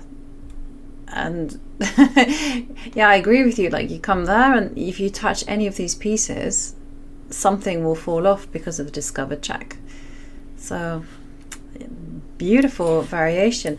And it wasn't entirely dumb either, because what I'm trying to say is that it wasn't entirely dumb that white found themselves in this particular situation, because this all arose from queen c7, which provoked g3. And g3 was just an immediate mistake because of bishop h3, and then like a pincer movement on the rook, catch them from another side, and that's how white's position quickly fell apart. So this means after queen c7 that white is already forced to move a knight back to f3. Well, you can still play h3. Yeah, I don't like h3 though, and just just in principle, because you know, you allow like this hook to open up the king position, and just in general. Yeah, but the queen is not on f6 or g6, right? To hide, that's true. Highlight this, because what knight did you want to go to retreat to f3? I mean, the knight d2 to f3, it's gonna be a little bit too much, I think. But if you play knight 4 to f3, then you know there is another very nice rook lift. Rook e6 becomes possible. Yeah. Rook is what? Yeah, rook e6 is now possible. Wow. And it looks also nice, like rook g6 or h6, transferring your rook via this. I love those rook lifts. I mean, I enjoy them so much, because somehow, you know, you kind of used to the fact that rooks don't usually work so much in middle games, right? We don't see them get into action, but sometimes it do happen, like those rook a3, g3, some rook lifts. I enjoy it. Seeing I enjoy them too. And one of the things that always baffled me is that when you teach, well, actually, you don't teach people how to play chess. You don't teach them any rules. Invariably, they will begin with the move h4, and then the other one copies with h5, and then the rook comes up to h3, and it does its thing along the third row. And I was thinking, what is the psychological attraction about this? And it doesn't make any sense to me. Like, that was like, why does the brain automatically, because it happens way too many times for it to be like coincidental. There must be something in our brains. Right. If I would need to explain, I would say that rooks are generally quite an easy piece to move for like beginners, because it just goes, you know, in lines. Because if you compare it to a queen, it's like getting too complicated, like it's lines diagonally and vertically. A knight, of course, is the most complicated piece. Bishops move weirdly and diagonally. So what else? King, you're afraid to move your king because, well, you know that if there is a checkmate, the game is over. So you are left with rook's moves, right?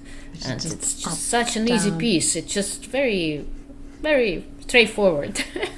And probably that's why. I don't know. That would be my explanation. Maybe I'm mistaken, but we should ask those players who make those moves. Why. Right.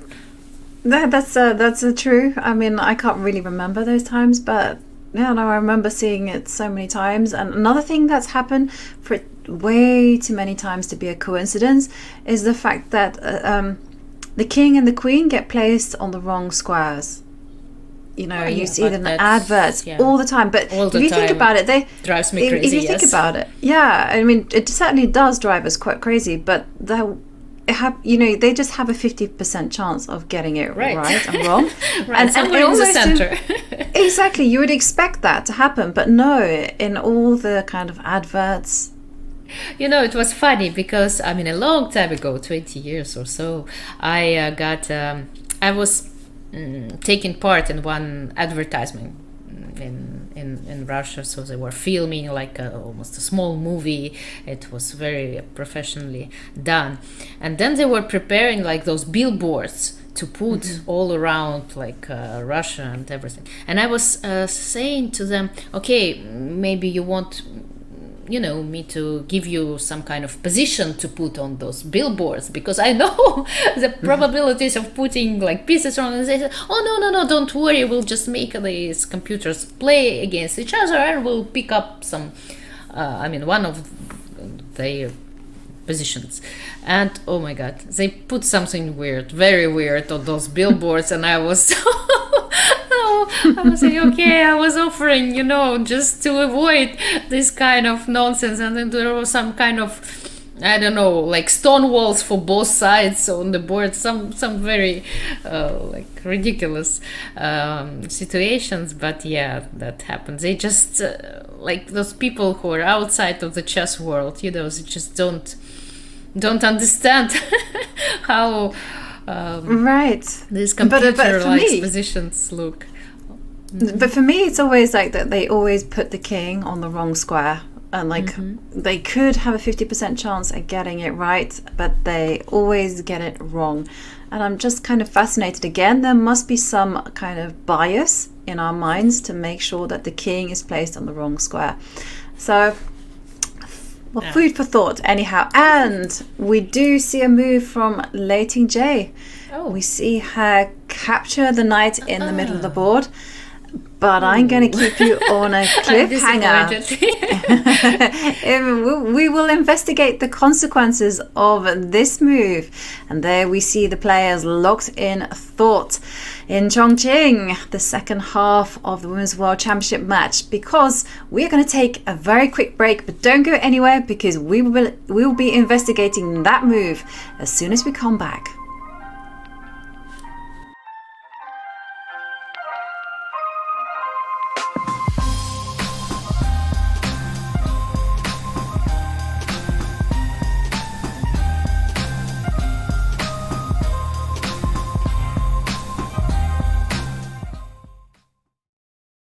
Interested in becoming a chess streamer like your favorite creators, such as Hikaru, Gotham Chess, and the Botez sisters? Come on! Look at this! Woo!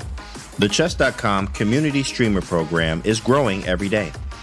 Whether you're just getting started with streaming or already established and looking to expand your audience, you can now connect your account to Chess.com and have your stream promoted on the game's largest platform. Simply link your account at chess.com/settings/connected accounts, set your category to chess on Twitch, and start streaming. You'll get an ad-free experience on chess.com. You will pop up on our list of live streamers. Your chess.com profile will feature your Twitch stream, and your stream will be linked to your games on our Play server. Type Command Community Streamer in chat and start growing your stream today.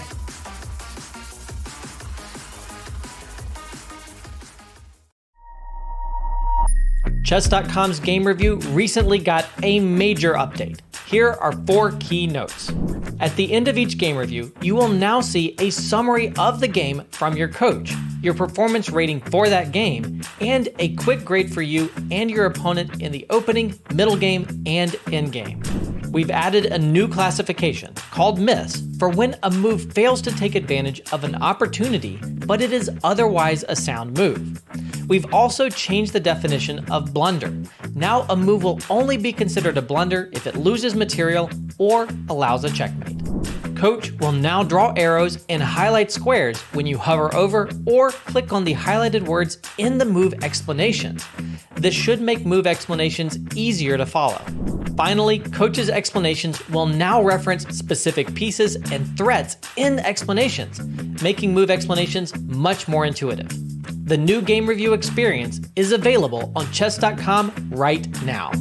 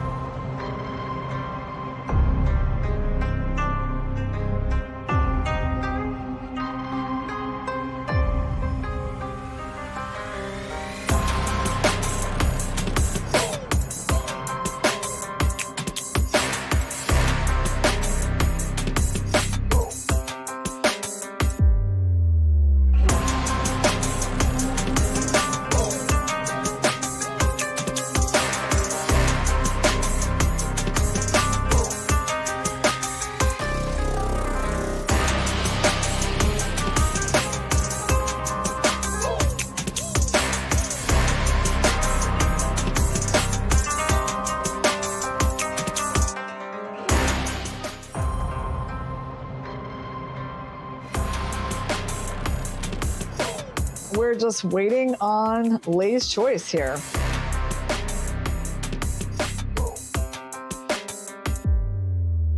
Oh no! She didn't play that!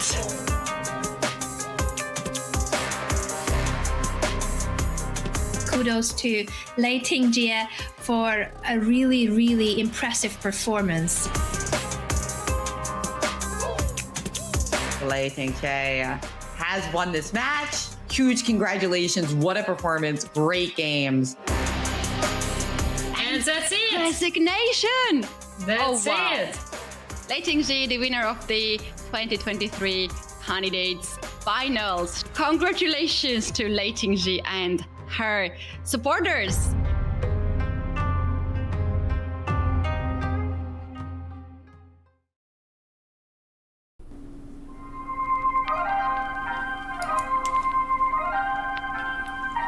We are back, and there we see impressive challenger Lei Tingjie. She's been keeping toe-to-toe with the reigning Women's World Champion, and the scores are tied here.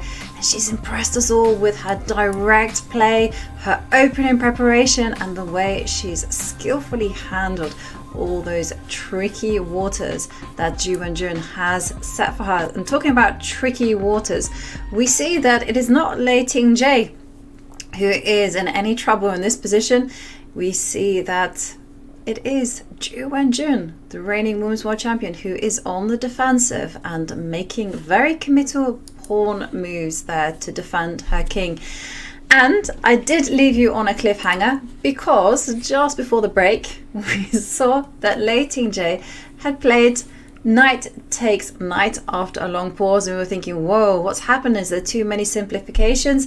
And well, no, Lei Tingjie, she is an aggressive player, and her idea was always going to be something spicy, and it was rook e6 with the idea of swinging the rook over to attack this weak point on h2, to which Ju Wenjun has responded with a very committal f4 pawn move. Alexandra, what do you think about this lunge there in the center? Well, first of all, of course, I love to see this rook lift. We've been discussing a similar idea to in a little bit different line, right? It feels that black didn't have to capture on d4 immediately. Lei had this possibility to build up some pressure to bring the rook to c8 or the queen first to c7 and see what white is going to do, and then keeping in mind this knight d4 rook e6 as an option. She decided to go straight into those complications, like revealing all her cards right away, capturing on d4, playing rook e6, indicating her intentions with bishop takes h2, rook h6, queen h4, everything that we discussed and enjoyed. We've been discussing and enjoying so far, but it looked very dangerous. It looked very unpleasant for white. But Ju Wenjun kept her cool and played f4. Yes, this move is a very committal decision, as you mentioned. Of course, we know that pawns don't go backwards. That means that the pawn on e3 is like forever weak for the moment. But, well, it's all about king safety at this stage. And this pawn on f4 does close the bishop on d6. It's not heading to h2 anymore. So it's like a relatively safe option for white, because even if, let's say, white loses a pawn on e3 later on, most likely Ju Wenjun will get her chance to get the pawn on d5. So probably it's just going to be a trade, an exchange of those two pawns, and just some kind of equal positions are gonna happen. So f4 is a very safe option, because yes, the e3 is a weakness from now on, but if we're talking just about pawn weaknesses, d5 pawn is still there and it's also quite weak. So nothing. I mean, as long as white is not getting checkmated, the game will go on. Yeah, the game will certainly go on, and yeah, you're right. You know, I was a bit shocked actually to see white defend in such a way. I was expecting more knight f3s, but Ju Wenjun, she says, no, I don't want any of that. I don't want to worry about that anymore. And yeah, I agree with you. It is going to be like a trade, right? Tit for tat, as we say in the UK. Yeah, you have a weak e3 pawn, you got a weak d5 pawn, and also white gets control of some squares. Exactly. So, yeah, exactly. Like the e5 square is attracting, you know, yeah, exactly my attention. Exactly, and I'm seeing some comments in chat and also from our producer saying slightly disappointed that the bishop didn't come to d3, and then we could have 4 bishops on the same line as we saw yesterday. We do appreciate the geometry there, but yeah, I'm not sure the bishop will come into d3 anytime soon, but who knows? The possibility is not to be ruled out. It might after knight takes e4 at some point.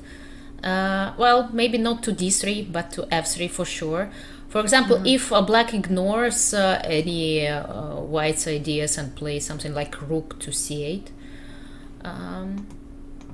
knight takes e4 might be an option, like capturing this knight, because if the rook takes, then bishop f3, bishop takes d5, and 4 bishops are on the board, as you asked. Yeah. Right, so it's nicely done. Never say never. And you've won a pawn to boot. Yeah. But remember, I was saying that after knight takes e4, it feels like black wants to reply with d takes e4, but the pawn is already on f4. So it's a different story. There is no en passant possible anymore. So we know the pawn is already, there on f4. And this structure, well, it's pretty safe still for white. And yeah, it's very safe for white. It's shielding. They're shielding the white king. The white king feels pretty safe behind it. Definitely does. And also, if for some reason this bishop leaves this d6 square, then of course white has the possibility of going f5, f6 on a beautiful day. But okay, it is not a beautiful day just yet. But still, bishop g4, and it's a completely different story as you've highlighted with these 2 pawns. So definitely knight takes knight is something that Ju Wenjun will be wanting to play. She will want to somehow lessen the pressure on this potential weakness. What other ideas could we can Lei consider? Tingjie Yeah, we can consider rook h6. We haven't discussed, I think, this one. Like to insist on moving the rook to the king side, on putting this pressure on the h file, because after rook h6, queen h4 is still in the air, right? You somehow need to take this move into consideration. Although, knight f3 is going to protect. Oh, there is something else being played. Yep. We have a move, bishop c5. Okay, well, quite logical, right? In a way that white did weaken her pawn on e3, as was mentioned, and by bishop c5, black is trying to highlight this weakness, because if the bishop is gone, if the bishops are getting exchanged, like bishop takes c5, knight takes c5, immediately we feel the pressure on the e3 pawn. Yeah. Remove one of the defenders, that's a good idea. There are consequences though, for starters. You know, you maybe figure all the checks, the captures. Exactly. But if knight takes e4, it feels like a very forced line from now on, because knight takes e4, bishop takes d4, the only move, right? The bishop is hanging. Yep. Queen takes d4 also, seems logical. Rook takes e4, because you don't really want to be left with all those pawns on white squares and the white squared bishop. So queen takes d5. And here probably... Rook takes e3? Can you or get away bishop, with it? Or bishop c6. I was wondering, shall you include... Because, okay, let's... rook takes e3 because it attacks the bishop on e2. Yeah, Yeah. Right?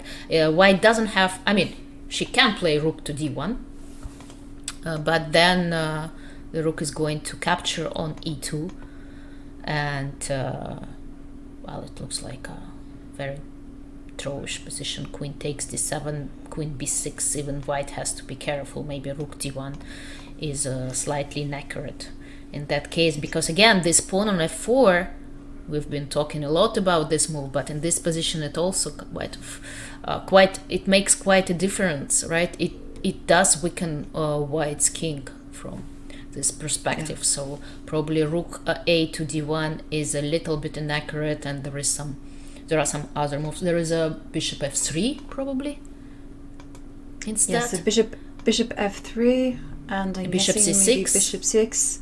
Or and then, is there some? Yeah, I wonder whether you can keep the pressure alive. Queen to b6, right? Yeah, but there's queen takes b7. Yeah, unfortunately. Unfortunately, yes. So bishop c6. And then you, like, queen takes d8. Oh, you have to check queen c5 as well. But okay, let's say queen d8, rook d8, bishop c6, b takes c6, and then rook d1. Man, it should be a draw. Yeah. It should be a draw, right? Black's rook a very active. Yeah, I don't know if it makes a difference, but I would yeah. A to d1. I don't know, maybe rook f to d1 is equally good. And it's actually happening. We see knight capturing on e4. The bishop is going to capture on d4. It's a forced move. White is going to capture with her queen, of course. Otherwise, there are going to be just too many weaknesses. And we are racing position. Down this line, and well, white has to go queen takes pawn. Because if you don't go queen takes pawn, if you try to be ambitious and move the queen somewhere else, then black simply plays queen b6, and well, the pressure on e3 is just too much. So Ju Wenjun, she's taking a pause, but yep, she was never going to play anything other than this move. And now Lei Tingjie's turn. Rook takes pawn. Yeah, feels quite forced. Feels quite forced because again, this pin, bishop d7, queen d8 might seem unpleasant, but rook captures on e3 with a direct threat, right? It attacks white's bishop, so it gives black this important time to unpin herself after white protects this bishop on e2. Yeah, and I don't expect anything else because, well, sadly, this queen on d5 is very strong, and it's hitting at b7, and also you have ideas of rook a to d1 or rook f to d1. I don't know which one. Let's just put the rook a to d1, and there is all sorts of questions being asked. So black has to go on the offensive immediately. Rook takes e3. I'm just wondering if there's anything else that can be played, and because we see Lei Tingjie taking a pause. Well, you always want to like double check, right? She has so much time on her clock. There is, it's very important not to rush, even not to make like obvious moves fast. You know, I've had so many.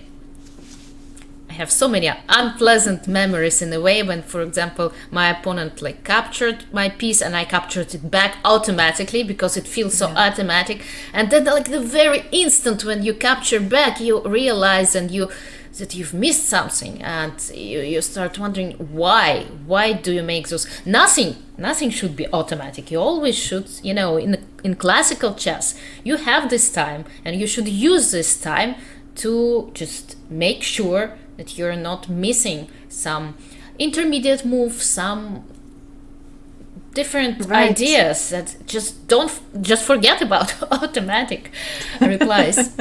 It's not online chess, right?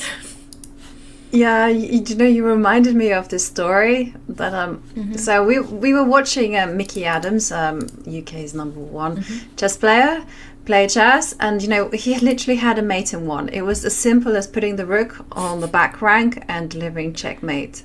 Right. There was a pause, and he didn't do it immediately, and like we were just watching him and just thinking, why are you not playing it? And he played it like maybe after 1 minute, Like, and then afterwards it dawned on us that how many points do you think he saved or won because he hasn't made the obvious move quickly? He hasn't let that excitement get to him.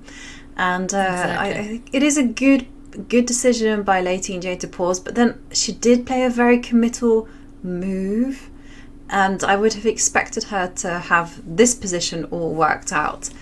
And there we see Lei Tingjie. I was wondering about that camera angle, what she was doing, but it's probably probably just contemplating or Right. Well, I mean, she scratching. has 48 Yeah. minutes, right? Why She should does. she?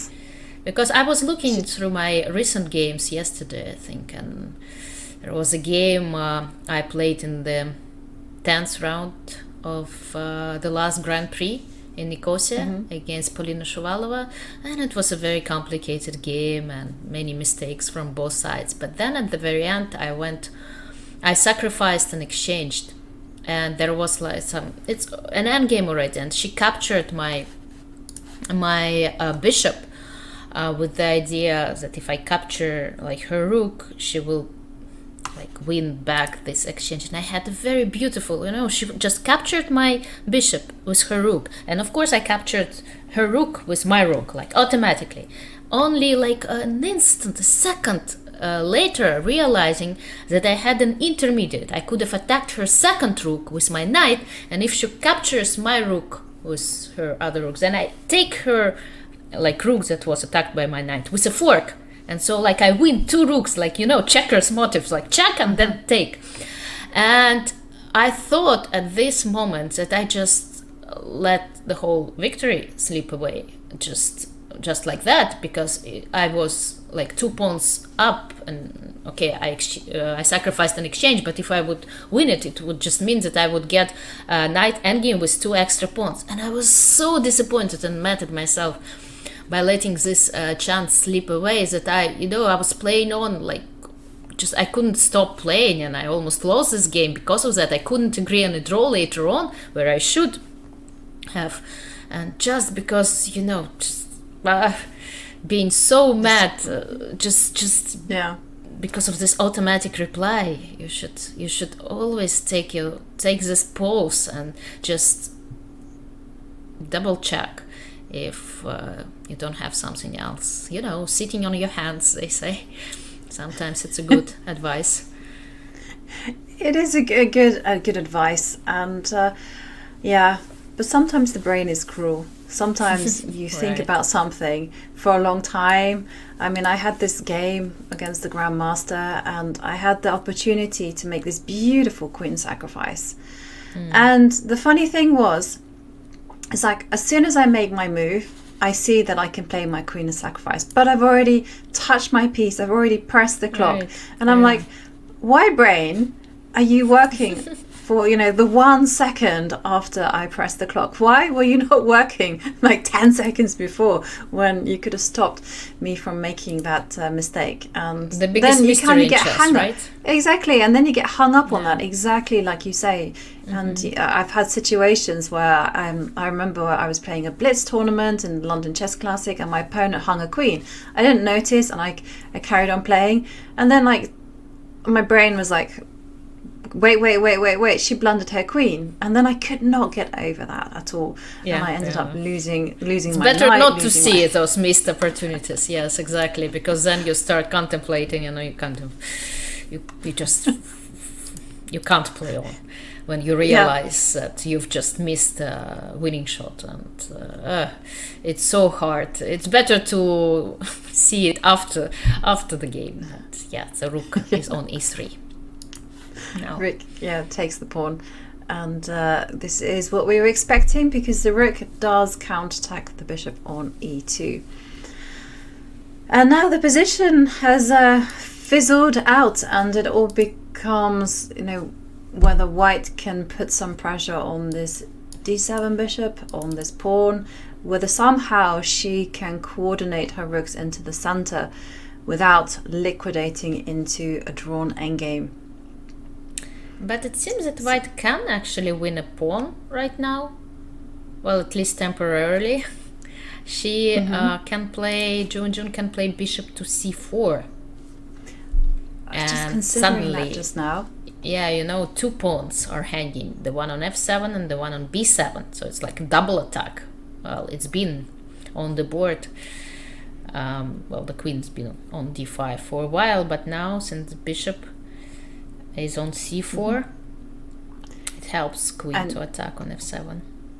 And we have to certainly investigate this. So the first move that I'm thinking about is bishop e6, offering a trade-off. Yes, exactly. And you really then want to play get this greedy. move. Of course, I want to take that. Right. The And only problem is that after bishop takes c4, b takes c4, black. Actually, she can. I thought that there is no queen d4, like immediately, but in fact, black can't play There queen is. d4. I'm not saying it's a good move, but it's a possible move. well, it Because gets there's wild, rook doesn't it? e8. Because after queen takes rook, and you say, oh, that's checkmate, but it's not checkmate because the rook on e3 will move away with a discover check, and then the queen will fall off the board.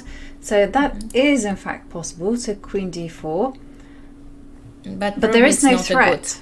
good- yeah, it's not a good move, I guess, because of queen d5. until Forcing. you manage to almost trade of queens. Yes, almost. Not forcing queen a7 is still possible, but then c5, and white keeps this extra pawn on the board. And that's kind of like the worst case scenario, because the rooks are going to get behind it, and once the king moves, that pawn will start advancing, and that's the last thing Lei Tingjie will want, is to lose in game 10, so close to the finish. No.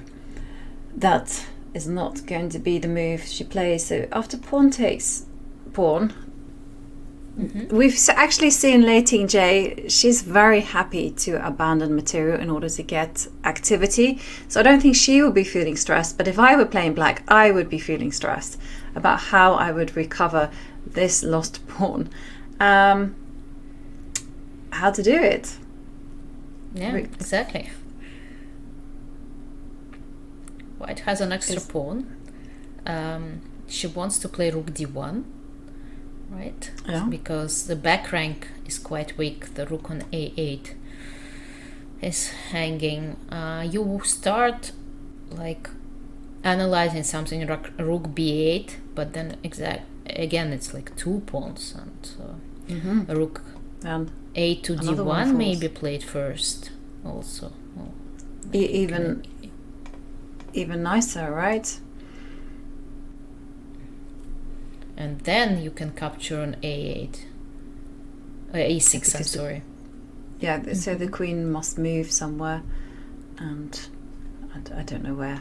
Let's say it here. To f8 You don't really want to be probably trading. just... No, although it might still be draw, but who knows. Yeah, and bishop c4 played. It is happening. Because again, the engine, it shows like equality in almost all moves you can think of. Well, except the ones that we just tried. But although rook b8 does keep the equality according to the engine.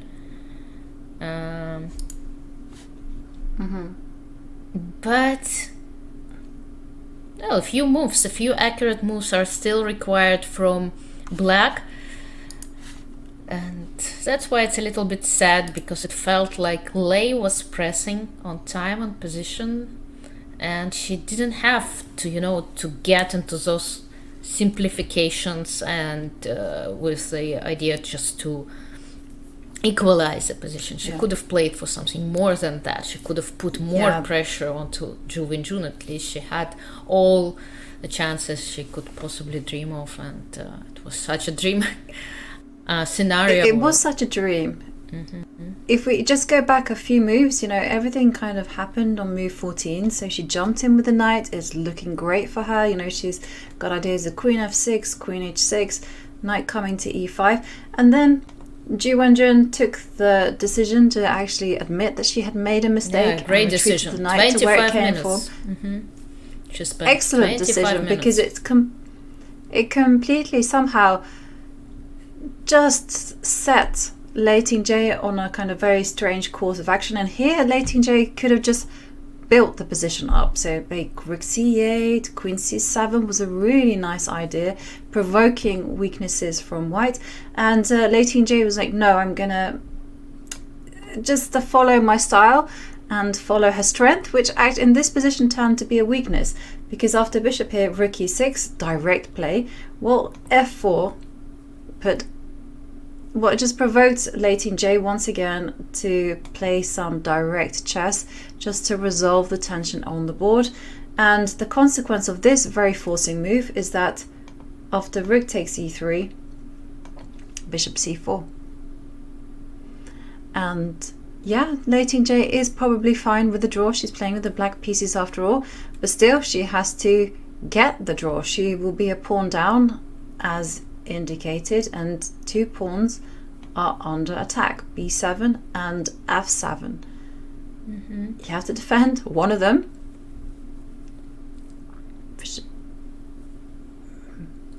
Well, I wonder nothing. whether her plan is she forced to go bishop e6, or can she give up the f7 pawn in order to put a bishop on c6? Well, I doubt it would be a good idea. It doesn't feel as black has enough time, to build up this initiative. Although, of course, you should consider such possibilities, because again, this pawn on f4, it does weaken the king side a lot, right? This g1 a7 diagonal, the second rank. So let's say bishop c6, queen takes f7, king h8. There are some ideas for black in the air, such as queen to b6, for example, if rook a to d1 is played, which seems it's a very natural move. Queen b6 might happen, and I mean, who knows, maybe the compensation is still enough for black to hold the game, although it does feel pretty risky. I mean, bishop e6, bishop takes c4, exchanging those light squared bishops feels safer in a way. Yeah. But the situation is going to be similar. I mean, whether the bishop goes to e6 or c6, you kind of give up one of these pawns and you hope that your compensation is going to be enough to hold the game in draw. I mean, why bishop e6, bishop takes c4 feels safer for me? Because after exchanging on c4, you kind of make white structure, pawn structure worse. The pawn on c4 is not protected by her colleague on a2 anymore, right? And it feels like it should be somehow lost if black is able to combine threats to the king, to white's king, and threats to this pawn, and just eventually like consolidating all her pieces on the c file. You just feel that it should be enough to win it back. But of course, it definitely feels safer, just like you say, because this is weak. And I'm also wondering, bearing in mind this is Lei Tingjie and she likes to play active chess, I was wondering whether she's happy to kind of sacrifice 2 pawns and go rook to b8 and then go la la la. I don't know whether to go put my pawn on my rook on b2. It's such a pity black hasn't played h6, because then you would really have compensation. Right, maybe you have it now and you still have it. Yeah. But yeah, the back rank is weak for black as well, so she has to keep an eye on it. That's true. Although you could see lines like, for instance, the rook comes to d1 and the queen, I'm just going to put her here. Or maybe I'm going to put her on e8, just so she can line up on this. And then if you completely negligent and go queen a5. I just wanted to show this line, rook e2. Checkmating. And if you think, I just wanted to show, and it has the weirdest name in the world. And actually, the biggest world championship blunder was made in a kind of with this mating pattern. I think it was Chigorin. Someone I can't remember the The name, but it was a Steinitz. Steinitz, yeah, it was Steinitz, and I can't quite remember who it was, who he was playing against. But they completely like got a rush of blood to the head, and they missed that this checkmating idea is possible, and it's called the blind swine mate, which is like how, and it's after in the 19th century there was a Polish strong player, David Janowski. He got very frustrated with these two rooks, and he called them blind swines. He says they eat everything, but they couldn't give checkmate, because if you do take away this rook, there is no mate. That's sad. And so it was like an insult to these rooks, and then somehow or other this checkmate came to be called blind swine mate. So that was I digress anyway. I just wanted to highlight the possibilities with those two rooks on the second. So bishop e6 is what we are expecting, but going back to the position, this is the situation on the board for Lei Tingjie. She has to give up a pawn, either b7, f7, and she has to make a choice. We're predicting bishop e6 because it just feels a bit more stable, forcing white to ruin their pawn structure here on the queen side. But of course, Lei Tingjie might decide that activity is what she favors. And having more pieces on the board, although again, as you mentioned, after bishop e6, bishop takes e4, it can still be all about activity, right? And this rook b8, rook b2 plan seems as a very straightforward and quite an interesting plan, and I like it a lot. I mean, if it works, black can happily go for it and force white at some point to like make a draw somewhere. Oh, this one I didn't expect. I mean, it's possible, definitely, but somehow moving out of this pin felt more natural. Right. Rook e7. Backward moves are hard to spot, and I also didn't have that one on my radar.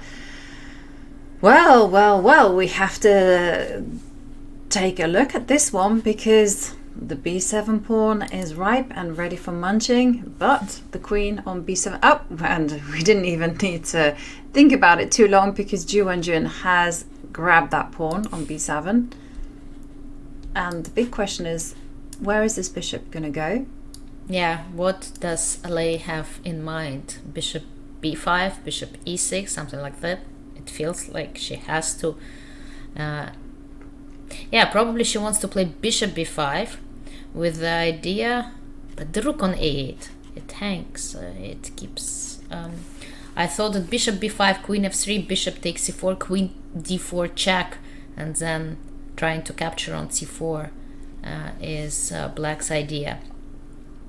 Probably it is, actually. For example, if white plays queen f3, bishop takes c4, b takes c4, queen is going to give a check on d4, but of course after king to h1, black is going to play rook to c8 first, moving this rook out of this attack, and after rook a to c1, she's not gonna capture on c4 immediately because of this back rank mate, but probably play something like rook c7.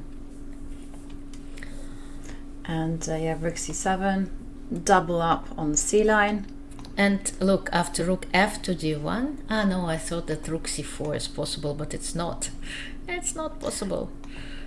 It's not possible because, yeah, the queen does have the ability to move backwards, and of course white can play rook to d1, blocking the check.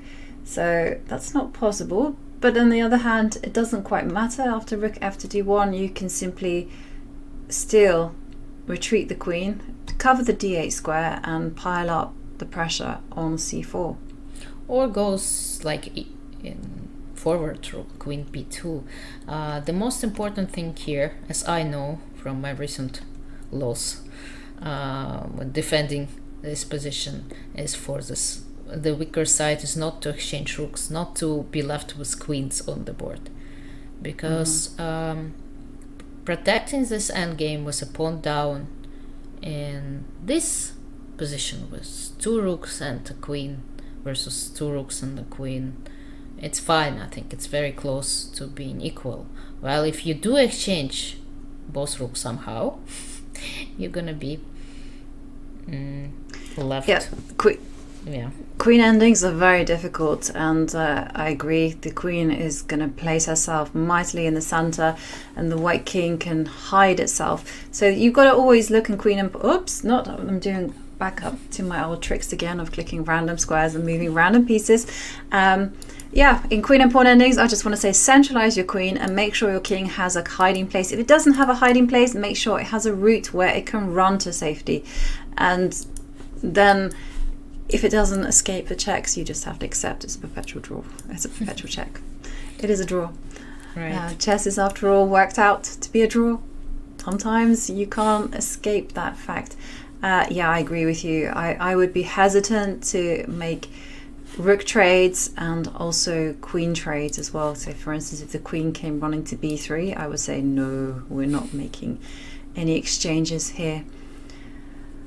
But Lei Tingjie and Ju Wenjun, deep in thought. I just love the way that Lei Tingjie is not moving from the board. She's sticking to it like glue. Like right now, I would be out of there, I can tell you. And I think everyone in chat knows that I would be out of there. I would be in the resting area, pacing up and down and trying to work out, okay, how am I gonna gather my forces? How am I going to make sure that this position fizzles out into a draw? But Lei Tingjie, she's doing all that, but sitting at the board. Yes, and they've been playing like that for this whole match, right? We are looking at the players at their working seats, like from the move on till the very, very last minute, despite what positions we have. And it's such a huge difference compared to the непомнящий День Лежения match that we witnessed in Astana, right? We saw no players at all during this match. They were, anywhere but at the table, and that's quite interesting to see to see these players all the time. I don't know whether I think it's just we're lucky in the sense that these players, they prefer to be here at the board. It's not only about this match, but it's just a regular way of playing. Yeah. I haven't played Lei Tingjie ever. Obviously, I've seen her play, but unfortunately, I've also been playing at the same time myself, so I've never really hadn't gotten the chance to observe her in action, whether she sits there at the board, whether she does pace, and that this is a special thing that she's prepared for the Women's World Championship match.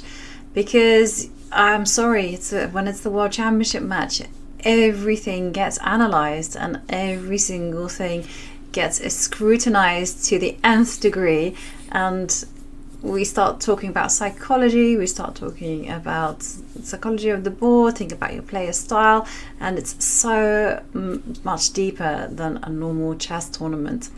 And right. Ju Wenjun thinking where she's going to put her queen. Where's the best place for it? We were looking at queen f3. Yeah, it's queen possible d5 she is might also want to go. an option. Yeah, I was thinking about that too. Queen d5, trading off queens, or at least offering a trade of queens, and putting the queen right back in the center could be something that she's thinking about. But then she'll have she will have to think about the resulting double rook ending if that does happen.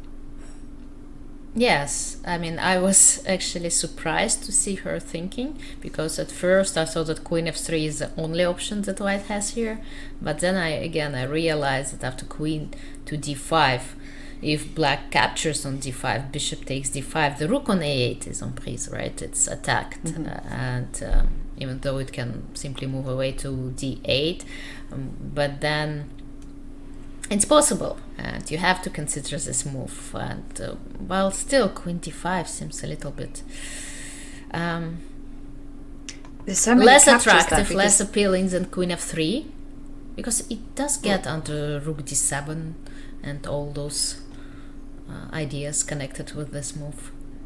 But Well, she Queen does make this D5 move. played. Okay.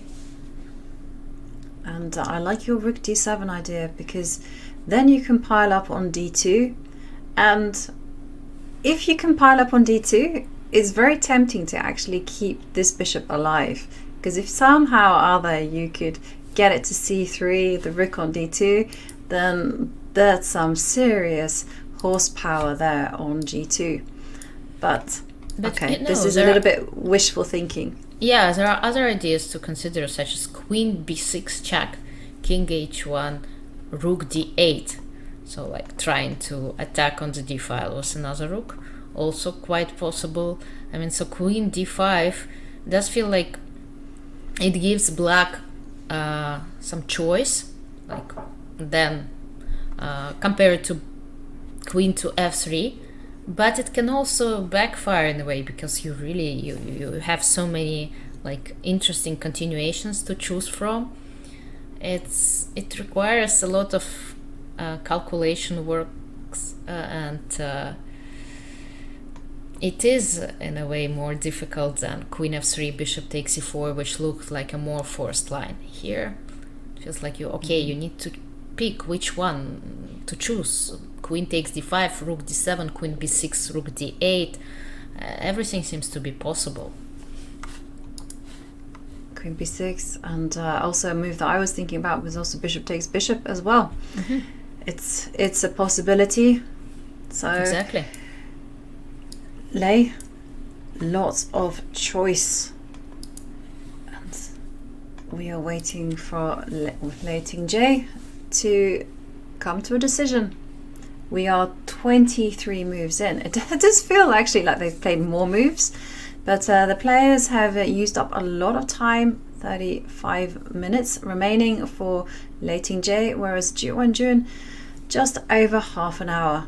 And there we can see her considering which one do you predict, Alexandra, based on hang on a Rook sec. You D7. don't I need was going to say Rook yeah. D7, but Lei helped me in a way. She's very fast. I mean, she keeps impressing me by making a very fast decision at this situation where you think, okay, there's going to be a 20-minute thing, because you need to calculate, to compare, those details. Queen B6, Rook D8, Rook D7, Bishop takes E4, Queen takes D5. I mean, feels so overwhelming, but she pauses for 1 minute and then makes a move. Okay, okay, well, that's quite determination, quite self-belief in a way, because it was not so obvious, at least to me, and I would spend quite some time to make up my mind. But no, we see the rook on D7. Lei is very confident in her moves and decisions. She is certainly confident, and that's one thing that we've seen throughout the match. She has been very positive, very optimistic, and again, not lacking in confidence at all. And there we see Lei Tingjie sitting in her chair, considering this position. Even though it's Ju Wenjun to play, she's just thinking about how she can generate as much compensation as possible for that pawn deficit. And Ju Wenjun, it is her turn to think about where she's going to retreat her bishop. And well, whilst we're waiting for Ju Wenjun to take pause, it's time to mention one of the most important elite events that's happening. It's in full swing. It is the Bullet Chess. It's the 2023 Speed Chess Championship featuring Magnus Carlsen, Hikaru Nakamura, Alireza Firouzja, and more. In today's semi-finals, Alireza and Magnus go head to head. Who will come out on top in this clash of generations? And it's Hikaru Nakamura against Daniel Naroditsky. Can Dania take down the reigning champ? Use !BCC in chat for all the details. and we'll be back with a tournament that has a slightly longer time control than a minute. See you all after this break.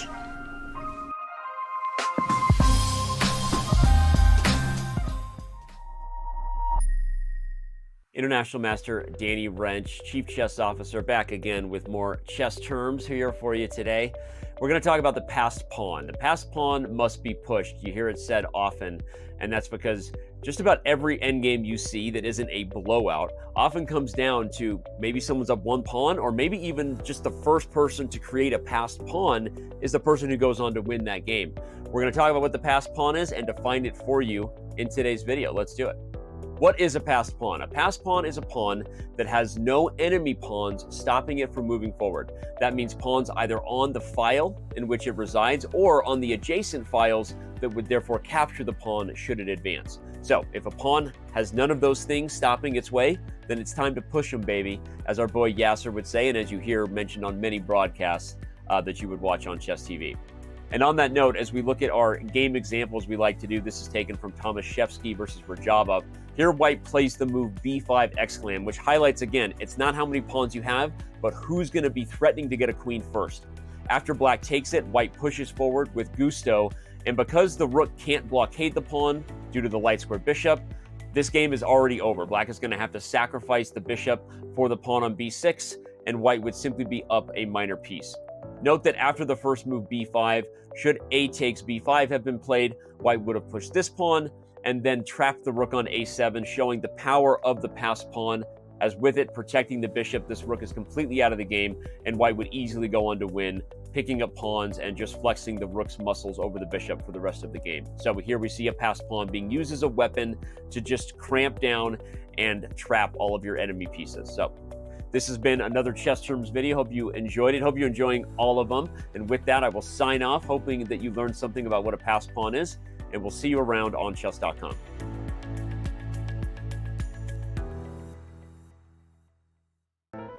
Okay, if I lose a game before I go to sleep, I have to play until I win. And once I win a game, then I will play another. Why isn't my chess rating going up?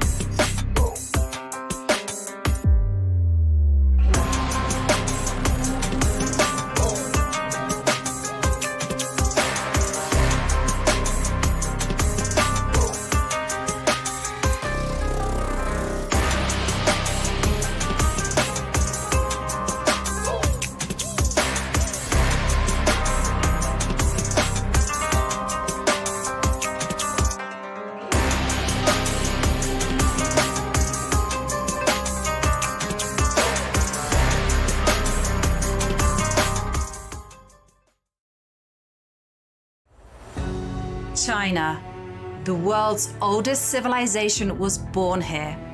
Thousands of years later, it is one of the world's chess powerhouses. For most of the past 30 years, China has held the most prestigious title in women's chess. The legacy of the Women's World Championship is rich. Menchik, Gaprindashvili and Chibudanitsa, Kosteniuk, Si Jun and Ho Yifan.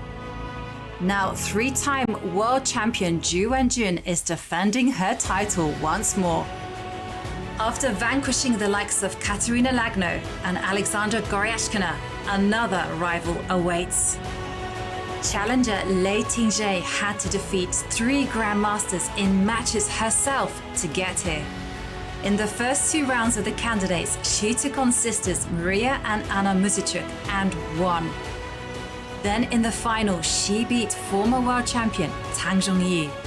And that's it! Resignation! Lei Tingjie, the winner of the 2023 Honey Dates Finals. Will Ju Wenjun defend, or will we have a first-time champion, Lei Tingjie? Half the match is in Ju's hometown of Shanghai, half the match in Chongqing, where Lei hails from.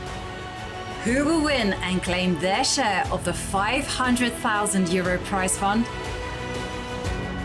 Welcome to the official broadcast of the 2023 FIDE Women's Chess Championship.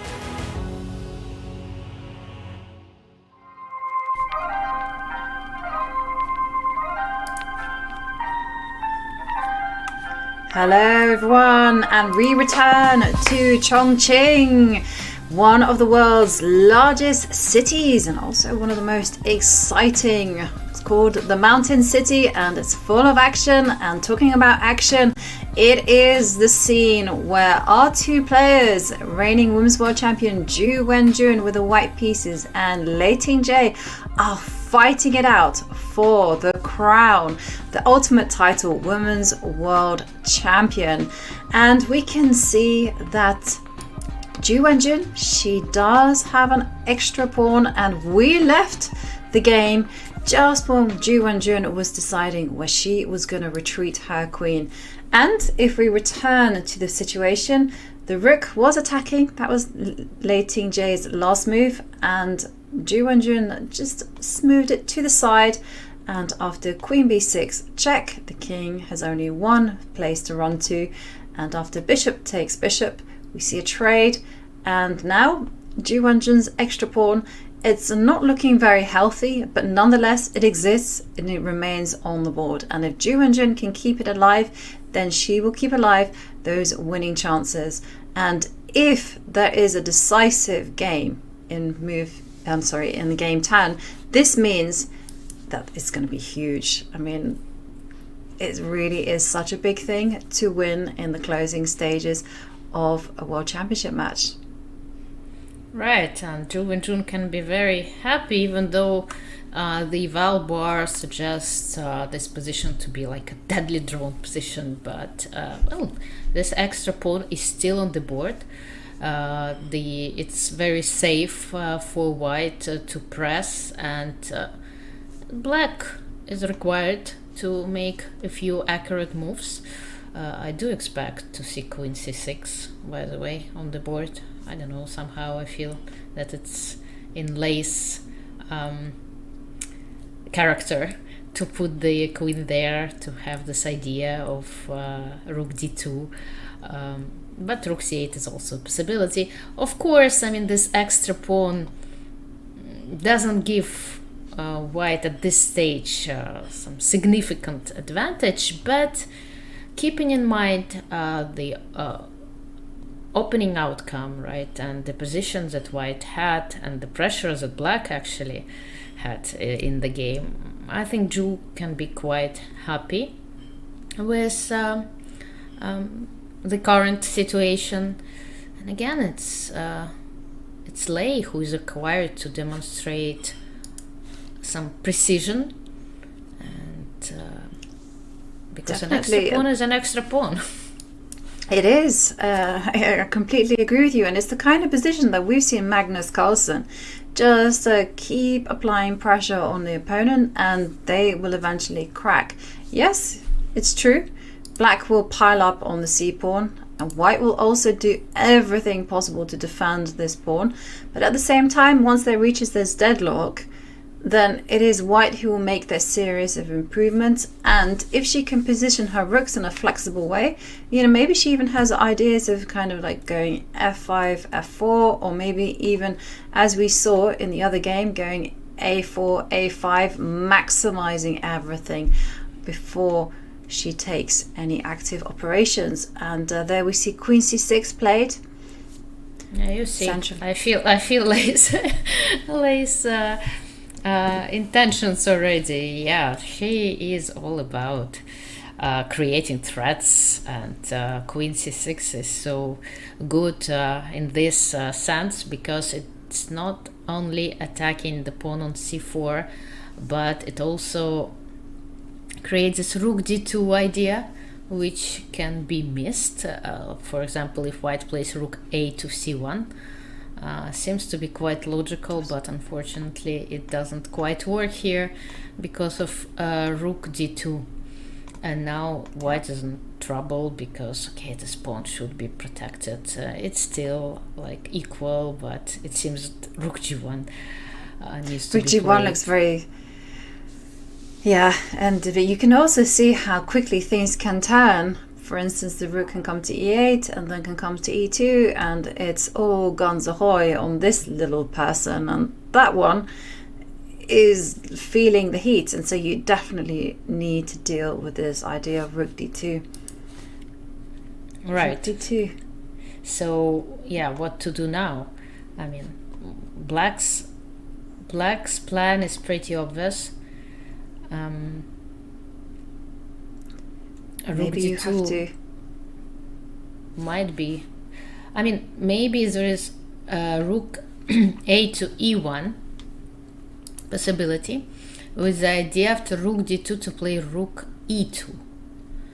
And if black captures the rook, then luckily for white, when she captures it back, her queen protects the pawn on c4, and the g2 square is protected. So that feels as a nice continuation for white. And we also have to keep in mind that after rook a to e1, white is threatening to give a checkmate on e8, right? And that's a really important point, because after rook e2 you can't do this move, which would be real nice and flashy, but it would be flashy in the wrong way, because rook takes rook would lose to queen takes rook, but oh, look at that. Unfortunately, checkmate does end the game after rook takes queen, and there we have the back ranker in operation. So yeah, rook a1 is a nice idea. Yeah, I like it, because I don't really see other options, to tell you the truth, for white. I mean, of course you can play queen to e2, but it looks rather passive, right? To bring your queen back to e2, and just doesn't feel right if you're trying to play for a win. Rook d1 also doesn't quite work, because black can simply capture on d1 and capture on c4, like equalizing completely. Rook c1 we already discussed. Is going to be met with rook d2.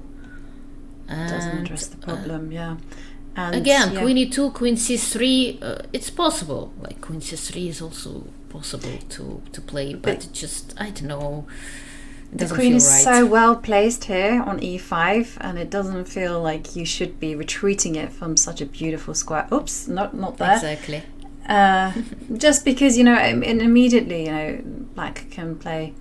I don't know whether you should take some time out to go h6, or whether you should immediately go rook d4, but it feels like black's plan is very simple, just to go rook a d8 and then come down to d2. Or just triple your pieces on the c file, get this pawn back, and agree on a draw. h6, I like this move a lot. Even after rook a to e1, h6 feels like a possibility just to get rid of all those back rank checkmating ideas, just to be sure. The small window never hurts, and it does feel like black has time to make this move. And if it's true, then I think black should spend some time to get out of this risk. I do have one question though. So say moves after h6, and we actually have something on the board. So it's not rook a to e1, but it's rook f to e1 with exactly the same idea. of threatening checkmate. Be careful, Lei Tingjie. Don't get greedy, because your king is vulnerable. Now it's not really a possibility, but I did wonder about this idea of going f5, f6, and trying to crack open the king side there. But okay, Ju Wenjun didn't believe in it, and if you don't believe in it, you don't like it, then you're not going to play it. And we see those ideas can be appealing. Rook AC1 is her idea, and get the rook behind the pass pawn and clamp down on the c pawn. Yeah, so f5, f6, those ideas, of course, they kind of tempting in a way, but it just feels a little bit slow in this situation, because pawn on c4 is hanging, and just doesn't feel that you have all this time to make this plan come true. Well, yeah, exactly. Ju Wenjun is preparing to meet rook d2 with rook e2. Although now when I am saying that, I thought to myself, maybe she is considering queen e4 also. But okay, rook e2 or queen e4, somehow protecting this pawn on g2. And she keeps this rook on a1 to be able to play rook c1, yes, later on. And to support her c pawn, we know that the best place for rook is behind passed pawn, your own passed pawn. Kind of protects it there and pushes it forward. So that's why she keeps the rook on a1 to be able to play rook c1. And it's a nice idea. H6 is on the board, yeah. H6 is played, and yeah, I saw some comments about difference between f6 and h6. Yes, f6. It's same with f4, right? It does weaken the king a little bit, and while the queens are present on the board, it might backfire at some point. It's still possible, but h6 feels safer for the moment. Yeah, for sure h6 is the safer. In this type of endgame, I always value piece activity, and secondly, king safety. If your king is unsafe, then automatically I think you're in trouble, even losing, because these people are serious attackers. And sometimes I just call them the bad boys, because they are. And if they come sniffing around your king, then you won't survive unless you have some firepower ready as well. So yeah, h6 is a nice move. f6 I didn't like because it weakens the light squares, as you've highlighted. And now, big question for Ju Wenjun. Is she considering rook d2 as a threat? If she is, maybe she might play queen e4 and make that trade. At least she gets her rook behind the passed pawn. Another question for her is just maybe she should just do it immediately, rook ac1. But again, rook d2 is I think maybe a problem. Rook e2 is the counter. Right, both lines are possible. They don't feel to, probably they don't change the situation a lot. Like after queen e4, there's going to be a trade, and then rook is gonna be moved to d2, or after rook a2 c1, rook d2 is also going to be played, and then there's going to be a choice either to play queen e4, rook e2. Again, both possible, both don't really change the evaluation of the position. Yes, white has an extra pawn, but black has just enough compensation to hold this equality, and it just looks as it's gonna be a draw. It doesn't seem very hard for Lei to hold this balance, and again, she's been playing so confidently and precisely so far. Yeah, I'm just thinking about moves that Ju Wenjun shouldn't play. So I think maybe we're going to see queen e4. But are moves that she should not do, that could be a pitfall, for instance, like rook ac1. I spotted one, which was okay, and then rook d2. Good, because it's quite hard to say what shouldn't be done. I think almost any move is fine for white. Exactly. Well, one thing you should not do is you should not panic and go rook takes rook. Because there you go. You can see the evaluation bar just going up in black's favor because, of course, the pressure on g2 is too much, and the only way to defend g2 is to kind of put your rook on g1, which is like, ugh. Yeah, it's sad. It's a sad story. You lose the for c4 white. pawn, and black's king is not in any danger, and the a2 pawn is dropping. So that's one way you can go wrong, by simply releasing the tension. And well, we are not going to see this line 100%. I say Exactly. I'm very confident, unless there's something, just like a rush of blood to the head for Ju Wenjun and some kind of moment of panic. But we are not going to see something like that from such an esteemed competitor. So I'm expecting Lei Tingjie to go rook to d2. She has to. By the way, she has to act now, because if she doesn't act now, say for instance she just goes rook ac8, then white will take measures to kind of defend the second row, and also you have ideas of pushing c5 at the right time, and it feels like white is slowly, little by little, going to take control. So I'm expecting Lei Tingjie to strike and put the rook on d2, threaten checkmate, get the pulses racing. Of course. Yeah, something, similar to the line that you proposed may actually happen, with the only difference that after rook a, c1, rook d2, rook e2, rook a to d8, white of course is not going to capture on d2, but instead she's gonna make a move, something like h3, protecting the first rank, to be able after rook d1 to capture on d1 and move her king away. But again, in that case, black is going to take on c4, queen takes c4, something like queen e8, queen e4 might happen, and draw, and this would be offer soon. Well, soon. Soon, on move 40, yes, as we know. Or a threefold repetition somewhere before. Well, these two are notorious actually in playing the long game, so there is some strategy involved, because I'm sure they would have normally just made eye contact, gone draw, and on to the next game. But these two, they take their time, they make their deliberate moves, and then only when it's like king versus king, or there's no chance for anything other than a draw, do they sit there and agree it. So there's a bigger plan, is what I'm trying to say, at stake here. Yeah, they're not in a hurry to get back to the hotel room to prepare for the next game. Yeah, they do enjoy themselves right here and right now.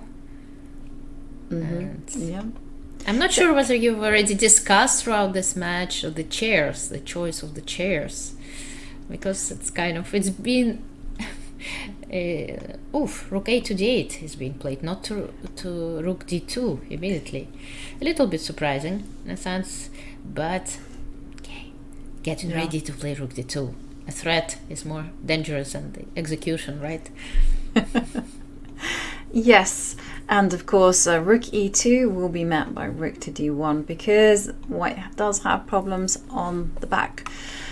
Yeah, and then when it comes to the chairs, it is certainly kind of an interesting point, because again, the World Championship match is the only, and the candidates as well, where you can get to choose your chairs. And I remember the story that some people didn't like the chairs of the candidates, the one that got postponed, because the seats were just too comfortable. And they needed something else. Yeah. What's your preference, for comfortable chairs or for... it's hard to say, but I like when you can adjust the height, because sometimes it's just too low, and I have this habit that comes from my childhood, to put my knees, behind. I just put my I'm sitting on my knees, and it's so uncomfortable, and sometimes when you have handles you are not able to do that, and it gets things complicated. So as long as you can put a chair higher, I think it's fine for me. That's a good point, because we all have interesting seating positions. Like for me, I love to sit cross-legged, but I can't do that at chess tournaments because everyone will just be looking at me like weird. But okay, that's actually why you see me, like, sorry to the producers, that's why you see me like moving around a lot, because I'm sitting cross-legged, and at some point my knees are going, "You're not young anymore," and so I'm like, okay. And you need your chair to spin around. I hate it when the chair spins around. Why? Because I am like a child, and I will want to spin around as well, and I fidget, and goodness me, it's distracting for everyone involved. Exactly. It's gonna be funny. I've never seen players, turn around, like make. What I would like them to see them is like that Dr. No, like sit there and go, interesting move. And talking about interesting moves, we did see Ju Wenjun take a timeout to make some air for the king. The king now has a hiding place on h2, and the rook does indeed come to d2, and I'm gonna sound the klaxon because there's a checkmating idea on the board. The queen on c6 is threatening to come and take g2, and I'm sure there is like a tiny part of Lei Tingjie going, I hope she misses that. But obviously it will not happen. But you always feel that sense of excitement. So say she reaches for a piece and you think, oh, it doesn't protect against checkmate. What is happening? But I'm not sure that at this point of their careers they do get this slight hope that your opponent kind of blunder. At some point you just know that it's impossible. You stop believing in those miracles when you do believe in them when playing in kids events all the time, and they do happen. But at this point, I think you consider rook e2 or queen e4 to be like very strong possibilities. Right, and we do see rook e2 on the board. That checkmate has been blocked, and I suspect your line is going to make an appearance. Rook d2, and maybe we could see a repetition. So for instance, if you go, I just want to quickly highlight this, if you go rook d1, is rook e, no, rook e1 is to d2. Big mistakes. No, queen e8, wait, how does because I guess it's rook c1. You just take on c1. Okay. You just take on c1 and then bam, rook d2. No, rook g1. No, rook 8 to d2. No, rook 8 to d2 you go. Queen e8 is not possible because queen takes a8 and the rook is pinned. I forgot about it. I'm sorry. Okay. Yes. 8 to d2. I forgot about that too as well. So rook 8 to d2, and that's it. You can't defend against checkmate. Yeah, because I was thinking about queen e8 as well, but no, there's a pin, and we know the pin is mightier than the sword. So rook e1 will just immediately almost end the game in the draw. Yep. Rook e2, rook d1, because you have to take, and then the c pawn will fall. And we've seen this line, and this one means that the game will be finished very soon. Unless there's some tricks. Am I missing some tricks like queen b8 check? Well, king h7, rook e8, but yes, you're kind of threatening to give but just a check, I think. And you should also remember about your own king, right? Let me see. Okay, the rook is on d1. Yeah, rook is on d1 check. And rook takes rook forced, as we saw. And now the king is going to slide up to h2. But Ju Wenjun, again, being very deliberate in her choices, taking a pause. She can also play rook e1. Exactly. Intercept the check. exactly. Rook e1 is also possible, but it doesn't, again, change the evaluation of the position. Black holds in many ways. Rook e1, queen takes e4 seems to be the easiest one. Yeah. And how would you be feeling, right, if, okay, king moves up to h2. So she had the white pieces once again neutralized by Lei Tingjie. She hasn't managed to pose too many issues. Yeah, actually, she should be happy about this draw. About like she had those unpleasant moments where she did spend a lot of her time, but did find quite. I mean, she did require to find very difficult moves, such as getting back to d2, like accepting her own misplay. The move this before. Is the moment.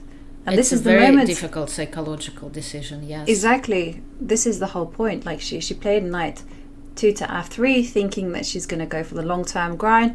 And after knight e4 came, after I think 20 minutes or so. 24 minutes something. She just had the courage to make the best move on the board, probably, and that's to play knight to d2. And that managed to confuse Lei so much that Lei tried to force things with knight takes knight and then rook e6. And then here again, this f4, a very difficult also move. Yeah, very difficult move to make, again, psychologically, because you do understand that your pawn on e3 is getting weaker, but you kind of weigh in all the pros and cons of this decision, and definitely the position of the king side and white's king being ready to get attacked by black's pieces, it all indicates that this move just must play decision here. And yeah, she did play f4, and somehow Lei went into all those simplifications after bishop c5.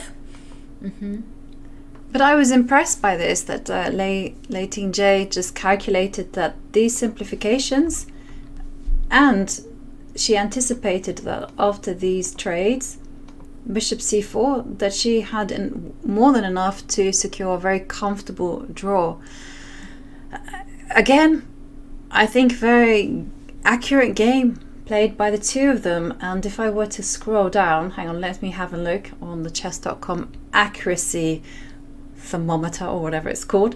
I can see that Lei Tingjie and both of them have a 99.6 and the other one 99.8 accuracy. Yeah, mind-blowing. A very even game in a way. White, I think, did make more inaccuracies than black, because black just let her chances to put more pressure slip away. And yes, again, probably Lei is just very happy with just equalizing this game and getting ready for game number 11, her last game with the white pieces in this match. And we're down to 2 games. We're down to 2 games match, the same format that we are going to be playing in the World Cup, for example. Just 2 games. And if the score is even, then a tiebreak, a long-expected tiebreak. We're all, I think, waiting to see this tiebreak happen. We love those tiebreaks, although there will be people complaining that a fate of a classical match shall never be decided in a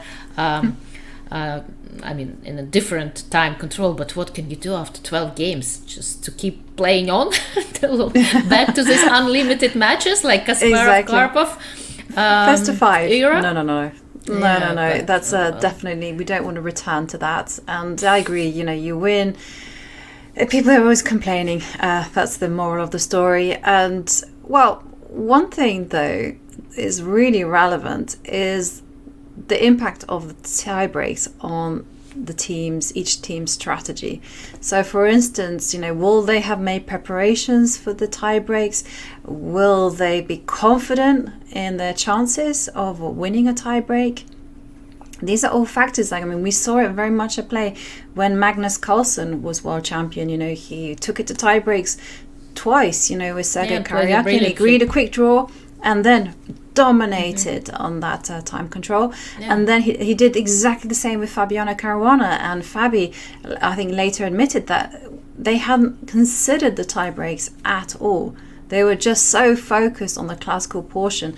And the same goes for Lei Tingjie and Ju Wenjun. Ju Wenjun's, she had to fight tie breaks and she managed to win against Goryashkina. She has some experience, but will she be happy to go into this? And when it comes to the tie breaks, let's remind ourselves of the format. It's a long one as well, as you highlighted. It's 4 rapid games of 25 minutes plus 10 seconds. So 4 rapid games, best of 4, and then it goes on to the blitz. Okay, here it is, the graphic.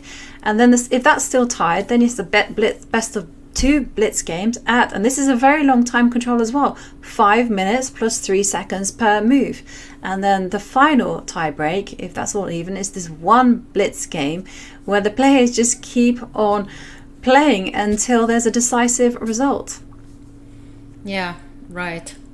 By the end of it, they must still be shattered.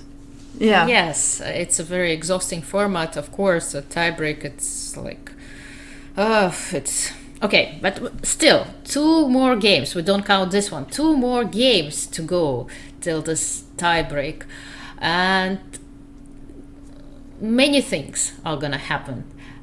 Starting with the very next one, when Lei is going to have white pieces, and we saw Ju Wenjun changing her openings, right, day after day, game after game, when she felt uncomfortable when playing the Italian game, and somehow she doesn't want to get back to it. But playing different openings with black pieces, it can backfire. At some point she may just face a situation, a very unpleasant situation. It's hard to play every single opening. It's possible, but it feels risky. Although we saw Dinh Liujian, right, also applying this kind of strategy with his match against Nepomniachtchi. But still, I'm looking forward to the next game to see what Ju Wenjun is going to play. Because, okay, she's not playing e5, she's tried c6, she's tried c5, but all those c5 looked already pretty risky, and this line was like bishop b7. She was lucky in a way to get away with it, but is she gonna continue like this, jumping and changing different openings all the time? It requires a lot of hard work and energy as well, like you say, because you have to keep refreshing and you have to do a lot of preparation. You have to make sure you got that feel for that opening once it's on the board. It's completely different. You have to sit there on the computer and just go hit the space bar and go next. When you're playing it, you feel whether you're comfortable or not. I am also very curious. Her strategy has been very successful of switching around, but we will see, because Lei Tingjie will also expect this as well. So I don't know what we will see. And will we see also Lei Tingjie say, I've had enough of this, I'm going to make that first switch, and she could deploy something else, like she could play d4, which she's very capable of doing. But for the time being, the 2 players are playing out this completely level endgame. They're not allowed to offer draws. Those draw offers are only allowed to be made once they passed move 40. Right, yeah, so we do expect to see at least 3 more moves from both of the players. But again, the position is equal. It's I'm kind of expecting f5 to appear on the board. I was trying to get the pawns all symmetrically placed. Symmetrical, right? Yeah, and Why also not? also prevent the king from coming to e4, f5, Yes, and then exactly. you can copy. Yeah. And, Well, it's hard to say something more about this game than just being equal, and I think the players, their teams, even the commentators and spectators, somehow we are already in game number 11, and we're thinking about it and about what to expect. And I don't think Lei is gonna change, because again, it feels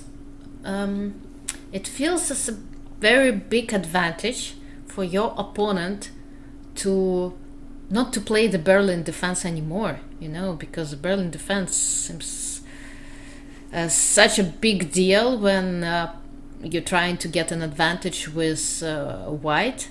Kramnik just kept playing it. G5. Okay, well, that's also possible. Also good. And what are we expecting? Pawn takes pawn. Are we expecting king goes F3? King F3. Yeah, probably. That would be my vote. And maybe we will see the players repeat after the rook gives a check and the king steps back. But the problem is you have to make eye contact with your opponent. We said this time and time again, and you need to be both on the same page that you want to make the repetition. I don't think rook d3 is going to happen actually after king f3, because there's king e4. King e4. Yes. Yeah. Then I was thinking rook d2, but then the game will carry on. So absolutely not. After king f3, maybe f5. Stop the king from getting to e4. Okay, pawn takes pawn played. Yeah, she captured the pawn. Look at Ju Wenjun, almost sleeping. Almost sleeping. And yeah, what I was saying, if Lei managed to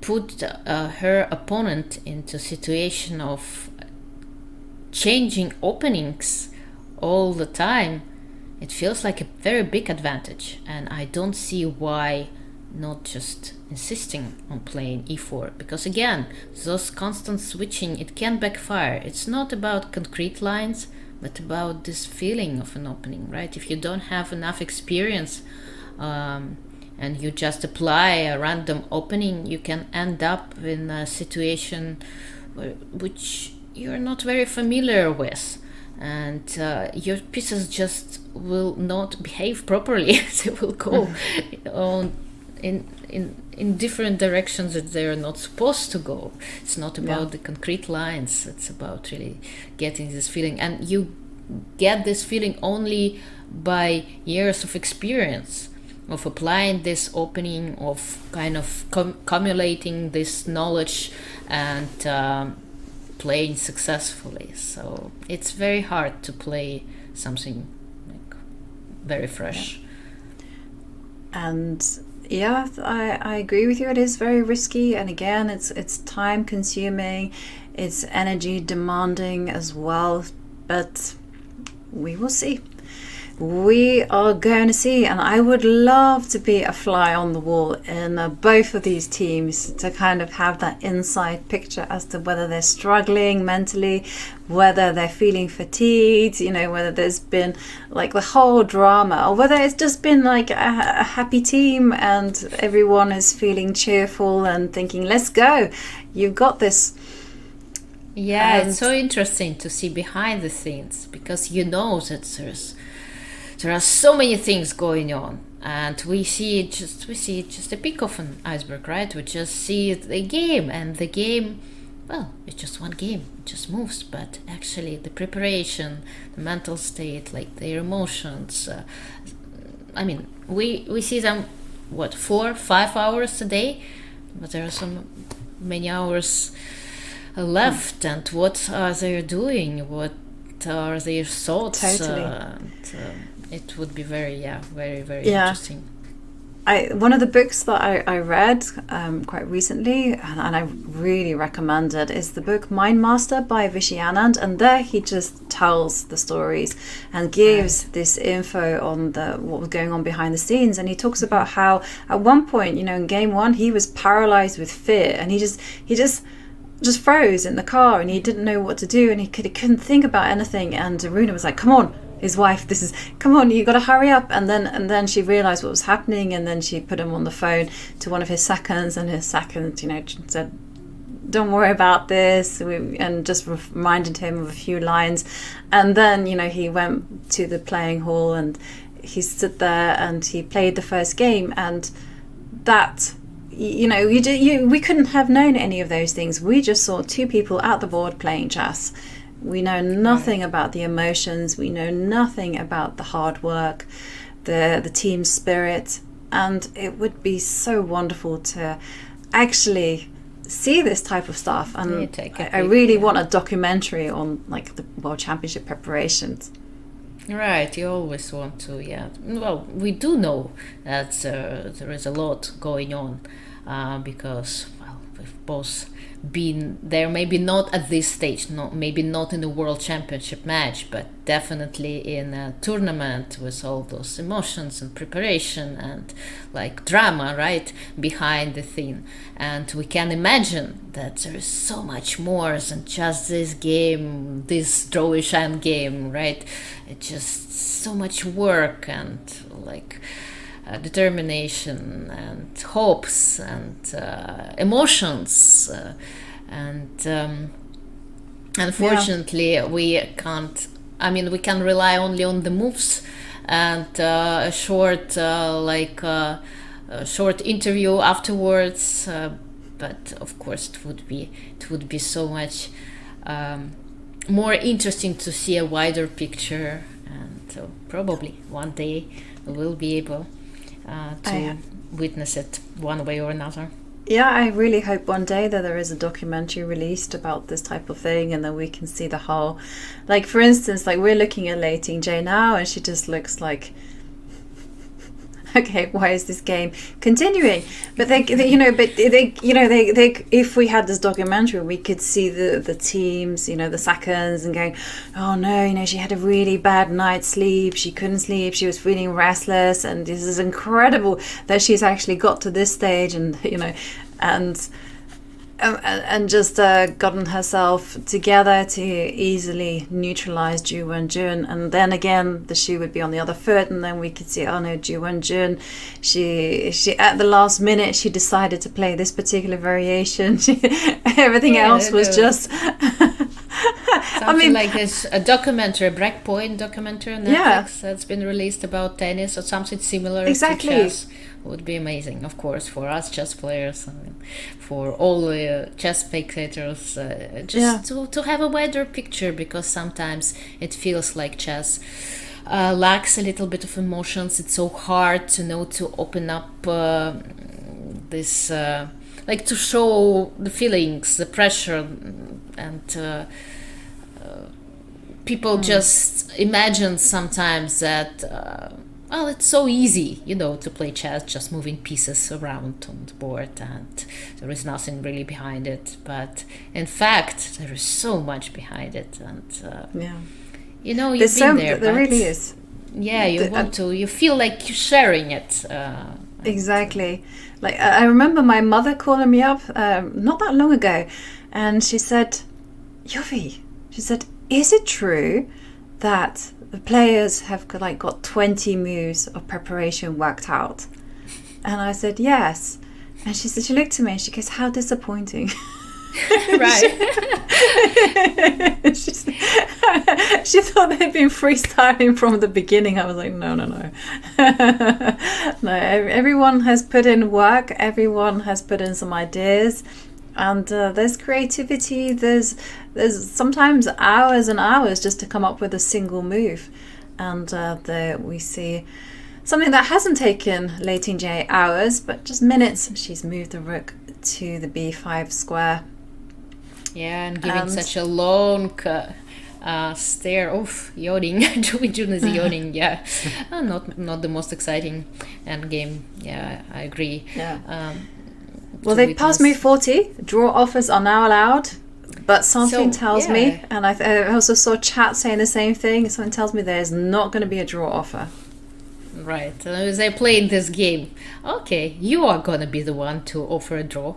I'm not doing this dirty work. Yeah, I'm waiting for you to offer a draw to finish this game. And Lei gave such a long stare to her opponent after rook b5, saying, okay, come on, make a move, offer a draw. I'm not gonna do this one. Yeah, no, if I were white, I wanted to end the game quite quickly and I didn't want to offer a draw. I was thinking of playing g4. G4 and then just anticipate but g4, f5 you check. start, f5, exactly. You start to be like... Exactly, pawn takes pawn. Rook takes f5, and then you worry about this rook f4 and the pawn on h3 being weak. No, you don't want to make g4, just in case, it can backfire. The pawn on h3 is just weak after that. You don't want any extra weaknesses. If you want to make a draw, wait, king f3. Come on, we've been there. Rook d5, king d4. Here comes threefold repetition. But the problem is that she could want, after king f3, she might want to go f5. And she'd go, yeah, you take a step backwards, go forward. And then I go forward some more. And the mind games continue. How to get that quick, easy draw. Difficult. Right. But yeah, that's certainly things to avoid, to start trying to force a draw, because it can, just play one. I don't know, make moves. I was thinking about actually playing king d4 to make believe that the king is getting closer to the rook, or at least to have it on an active square in case black plays f5. But it just doesn't feel, after f5 or rook f5, it feels like you need to go back to e3. Yeah, and just to keep you have to look after these guys, because you don't want to get in a situation where you win the a5 pawn, but you lose the g2 or h pawn, and then Lei Tingjie will be happy to enter that race. And a big yawn from I'm going to yawn as well. Yawning epidemic. But this is self-inflicted, June. Just open. Just when your opponent returns, just look at her and say draw, and she will say yes. Yeah, yesterday I was surprised. I was so surprised to see her not play king f7, and just instead, going to this line and keeping her king on h7. Yeah, it felt so unnatural, but at the same time, she just easily went to this line and made a draw. So right. To me, it was a very, very strange decision as well when we were looking at it, and because I was been going, you put king f7, king f6, I would never allow king f5. and the king was there on f5. I'm like, whoa, what is this? But then again, we don't know the full picture, because it could have been for some moment of blindness, she was completely fatigued and she just couldn't think, and then at some point or other, she just reached stage where she's like, what am I doing? I'll just put the king on h7 and just save this. And g4 played. Yeah, she did play g4 after all. Yeah, and after f5 check. Yes, the pawn on h3 is potentially weak, but a set of pawns have left the board, and this is still very much a textbook elementary draw, because black is tied down to the defense of a5, and if you can just hold the balance here on the king side, neither side can simply make progress. Right. But I still expect f5 to be played. G takes f5, rook takes f5, threatening to give a check on f4, kind of forcing white to go away to e3, then king h5, and have this idea of getting with the king to h4. And f5 played. We are going to see it in operation. Pawn takes pawn. Rook takes pawn, and as Alexandra highlighted, danger alert for Ju Wenjun. You can't just move your king, for instance, to d4, because rook f4 is coming, and that is going to be a skewer, I think it's called. I always get my pins and my skewers mixed up. I was not paying attention when it came to the names in that class. And rook takes f5, king e3, taking a step back. And king h5, and then king. Probably just king e2, rook e5, king f3, rook f5, something like that, like this perpetual that we've been looking for. Some moves already. Maybe they can do it now, right? They can go rook e5 check. But maybe I'm being a bit too but harsh. king h5 kind of feels like it exactly. I require white, to make one more accurate move, because if you play king e4, then I won the game. Talking about miracles, right? Yeah, you can't agree a draw was that trick. Still very much in the board. Yeah, I agree. Keep the game alive. And exactly. You're learning from the best we're reading here. their minds easy. there are no secrets to us anymore. No secrets. So kind of very well prepared to play against Ju Wenjun and Lei. We know what to expect. King e2.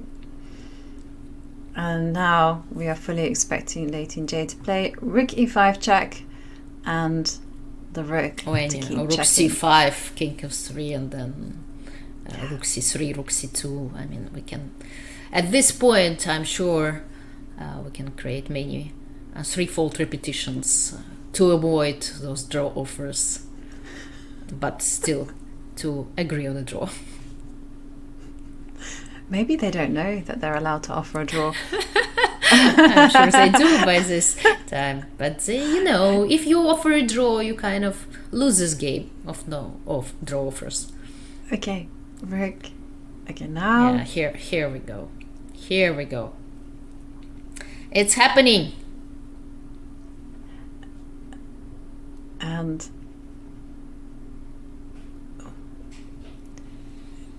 okay, so everyone is asking, what is the reason to not offering a draw? I like playing chess. I like playing chess. Make as many moves as you can.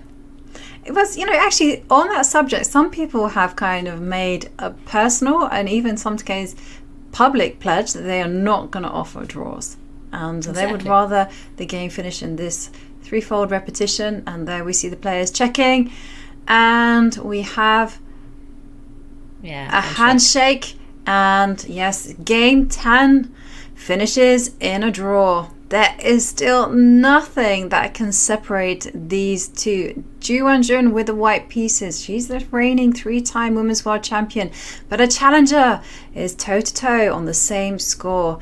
And so everything could be decided in the final 2 games of the 12-game match. Wow, it's been an incredibly tense situation so far. Lei Tingjie will start game 11 with the white pieces. And Alexandra, what can we expect from Lei Tingjie?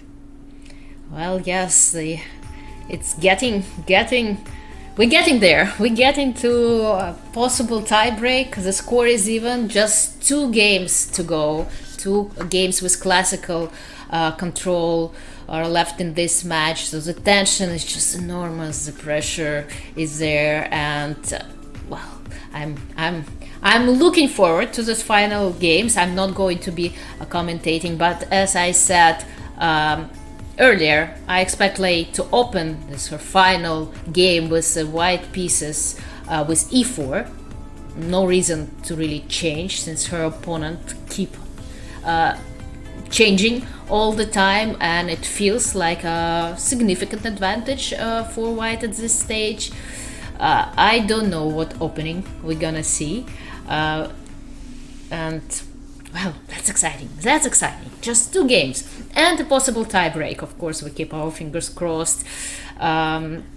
Is there going to be I think tomorrow, right? Tomorrow, the International Chess Day, the players are going to celebrate, preparing for their final 2 games and a possible tiebreak. So it's going to be a free day in the match tomorrow. And then, And then everything will start to matter, as you pointed out. 2 games remaining, just 2 games. And then, as you say, tie breaks to decide everything. And take a look at the schedule. So tomorrow is a rest day for the players. I mean, this has been a very long event. The players must be exhausted by now. But on Friday, the action will pick up again as we see Lei Tingjie face off with her final set of white pieces against Ju Wenjun, and then the final classical game will take place on Saturday, July the 22nd. And if the match is still tied, well, it means on Sunday tie breaks are the name of the game, as the someone will be crowned Women's World Champion. And Alexandra, this is her final time commentating with you, and it's been an absolute privilege. It's been a real pleasure to hear your insights, your opinions, and of course it's been a lot of joy. And tomorrow is a free day, and I would also like to thank everyone at home for watching. But the big news is that the match is still at a gridlock. It is even. Everything will be decided in the final 2 games of classical chess. Will there be tie breaks? Well, you'll have to tune in on Friday at 9 a.m. Central European time, same place, to find out what exactly will happen. You don't want to miss this. And thank you everyone for watching. Thank you.